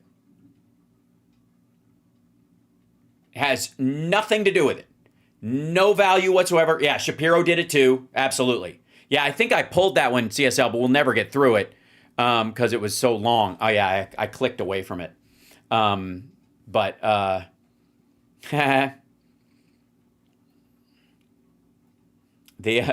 CSL spotted my reference to Liar Liar earlier. Yeah, what's one of the first ones you pulled, right? I think so. I know where it is. I'll bring it up. I'll just show everybody what the thumbnail is, because a lot of times the thumbnail tells more than the actual video itself. This one was the one with Glenn Beck and Vivek Ramaswamy was called "Culture of Fear." Yeah, here it is. These motherfuckers. You want to, like spoil? Okay. This is his thumbnail. And the title of this video is "Why the Media Ignored the Mob That Brutally Attacked a White Woman." Well, all right, let's just break that down. First of all, we'll just break it down by saying, fuck Ben Shapiro and his cheap, flat, pathetic little piece of wood that apparently is inadequate to do the job. On top of that, this is an actual image of the woman who was beaten. She suffered, I believe, traumatic brain injury with this. She was kicked multiple times in the head. It's really terrible what happened to her. But she was not walking along the street when a group of people, a mob, attacked her like Night of the Living Dead and kicked the shit out of her. There was a dude who picked a fight with another dude. A fight broke out from that. She tried to separate it. She got hit. And then 5 or 6 people ganged up on her. 5 of them are actually have been arrested. 2 of them fled the state to fucking Georgia, and the fugitive squad got them and brought them back. Okay? Yeah, it's really fucking sad. But they didn't, and the reason it is not being charged as a hate crime, which is what the Republicans are all clamoring about, is because the first 2 people, it's hard to argue that they weren't just engaged in that guy. She must be protecting that guy who hit that guy, so I'm jumping on her and that guy. Then there were 3 people who joined in who just saw a white woman on the ground and started kicking her. Those people, I would argue, hate crime charges are probably in their future, but the other 2 aren't, right? It started just kind of drunken street fighting shit. There's an argument, and that's why those charges usually come later. The other thing, too, is that when you arrest someone, you can arrest them for the actual assault. You can charge them for the actual assault. But unless you have something social media posts or exclamations by these people that you on tape that you can prove, like, take that, whitey, get that, honky, right? Unless you have that on tape, it's hard to argue what is a motivation crime. Okay? You can't. So, like, you might be able to later because you talk to everybody and you start going, hey, you're going to go down for a hate crime. And they're like, yeah, it's totally World Star, VJ Kodak. Holy shit. Like, wait till they discover that. The problem is, like, another conversation for another time. But the video, there's video out there of this happening. The other dude, the older white dude, is yelling the N-word multiple times. So the idea that there's a racial contingent to this that might have rolled those out might be that's why they're treading softly around. It's also why none of these assholes are showing the video of the guy. They're also not showing the before and the after of that guy who yells the N-word on video. Okay? She didn't. Insofar as everything I've seen in dealing with this, she's an innocent victim in this circumstance. She was attempting to stop the fight that was going on, got clocked, went down, and then whatever. Yeah. Crazy Insane Alien says they've seen the video. Then you know what I'm talking about. Why the right is avoiding showing the video part where the guy is yelling the N-word. Because it kind of undermines their whole it was a hate crime thing. Right? This country is seriously on the wrong path. No. Mickey, one thing I want to assure everyone is do not take anecdotal, circumstantial shit like this, like a bunch of drunk motherfuckers walking home from the Cincinnati Jazz Festival with a bunch of like redneck dudes and black dudes from Cincinnati getting in a fucking dust up. That they don't get to define the rest of us. And when you let them do that, you undermine the good work that goes on every day. Most people, I'm sorry to tell you, most people get up every morning trying to be good to their family, treat other people relatively nicely, and get on with it. And every time you see shit like this, it's a subset of a subset of a subset. And I refuse to allow my fellow human beings to be defined by the worst amongst us. Not on my watch.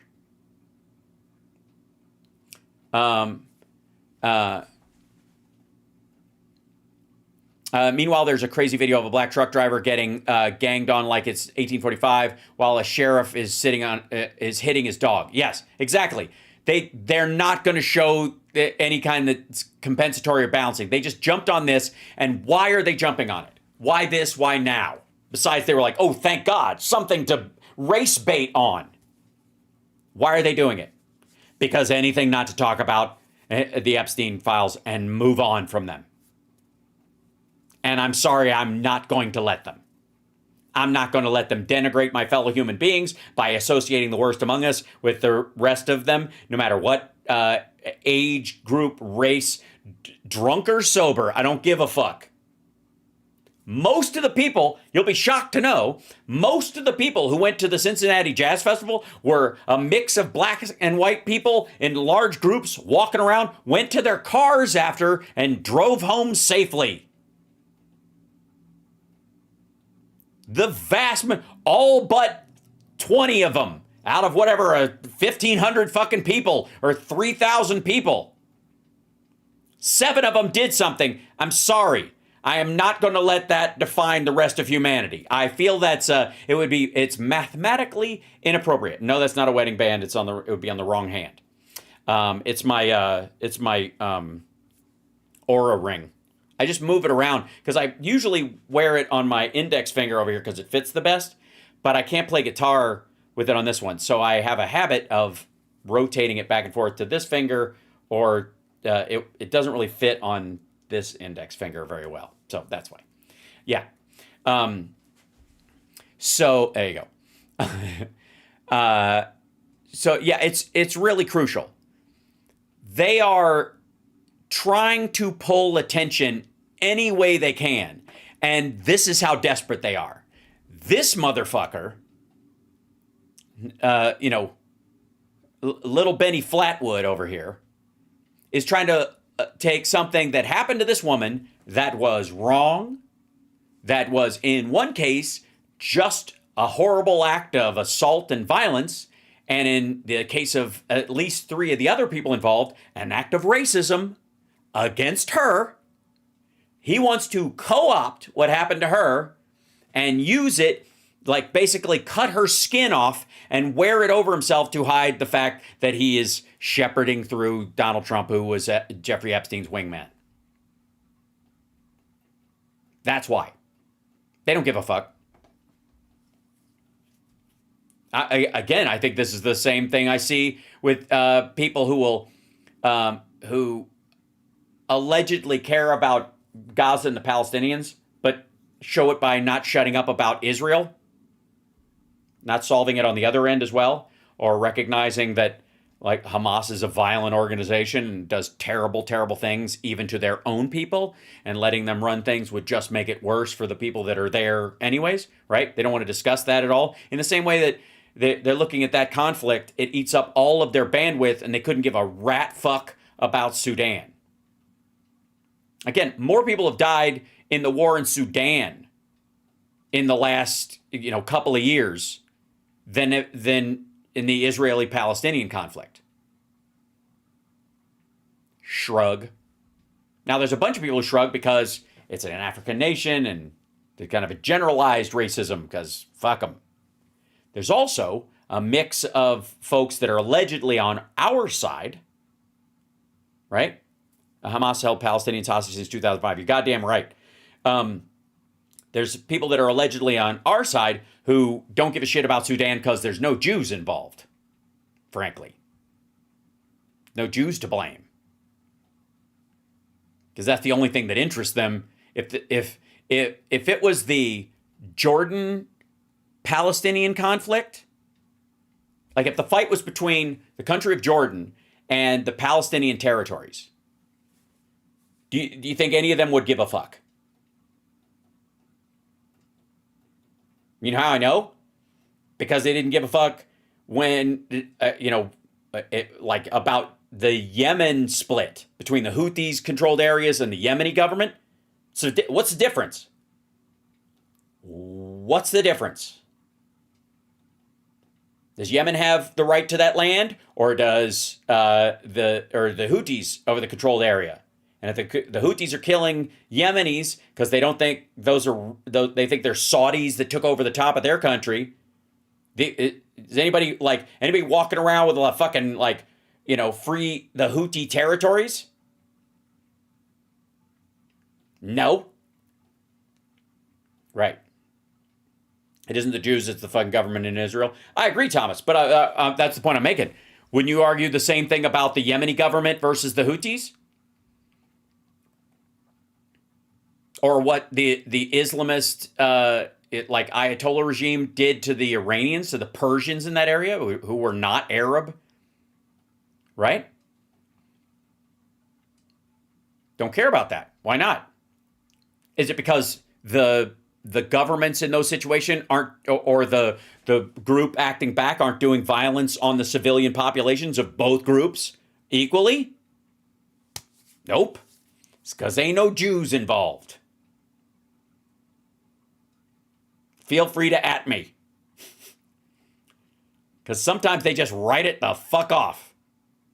Sometimes they do that with the blood money on their hands, so stop the funding, but don't care that Israel is just going to buy dumb bombs from somebody else, and they're okay with that. Yeah, well, the weird part is that, that was the trade-off with Biden-Harris versus Trump, is that Biden-Harris actually were going to limit their what they could do even while still defending themselves, and Trump's like, they're a cancer. They're a problem. You got to solve it quickly. You can't solve a problem quickly in an urban, dense environment where there's a war going on without killing a lot of civilians. And when he says you got to solve that problem quickly, what he's saying is, I don't give a fuck about the Palestinian civilians. Don't put words in my mouth. I'm not. I'm ascribing an ethical falsehood to that line of thinking or to that attitude, right? Yes, he said, finish the problem. That's right, VJ Kodak. Nobody talks like that in an area with civilians unless they're fine with all the civilians paying the price. Thanks, John. Do you like my take that honky line? Like, we got it on tape. I knew he was a racist. He called him a honky. Right.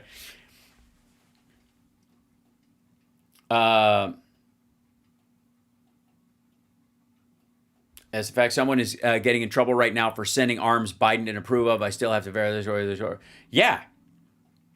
So, I appreciate we had this conversation. Brent Terhune has a new skit out on the old man ranting on the White House roof. Oh, that's great. I will look at it because he's good. I'd love to talk to him, too. Maybe I can have him on the show at some point. That'd be a good time. Also, I'm more than happy to have Glenn Beck or Candace. Well, not Candace. Probably not. I don't know that I could fucking stand it. I don't think she would come on anyways. I don't have nearly the subscribers. And even though I'm not Jewish, I think she thinks I look Jewish enough to not come on the show. You're like, are you sure? You look a little Jewy to me. I feel like she'd just turn me down on those merits alone. But yeah, I'll talk to any of these that want to be a guest on the show. Because I'm happy to debate any of them. I do feel like a lot of times it's a waste of time, right? Yes, but I gladly talk to any of them. Also, did we have a troll in here mention that I'm CIA or something? If only. I mean, I know they listen to me, but don't they listen to everybody? right?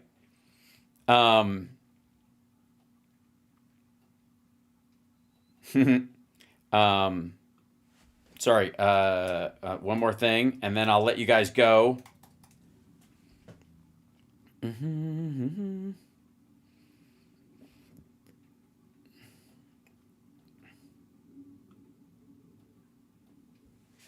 I should have on Reese Winters. Is she she's a writer, I believe. How sorry, you can support? Yes, you can support me on Facebook with stars. That'd be great. We all know you're CIA. I would just arguably that I am centrally intelligent. I am the deep state, though. I will cop to that. I am absolutely the deep state. Not only will I hit bottom, I will scrape the shit out of the sides. All right, this is getting really dirty really fast. Can you share the oranges of you and CSL? One day we'll tell that story together. Maybe on his birthday. Thanks for yes. Well, it's okay if you weren't subscribed. You can anytime. Check your subscription. Some people have gotten bumped off over the time. I'm sure I'm one of the victims of these purges where they think you fuckers are fake. Right. Anyways, I adore you guys, and remember, be a person, be a human being to the other human beings on this planet. No race is better than any other race. We're all on the level, and there are no magic rocks. This whole fucking planet is magic. Wherever you are, that's the Holy Land. I'm just saying. See you tomorrow. Oh, yes. Hit that like, everybody.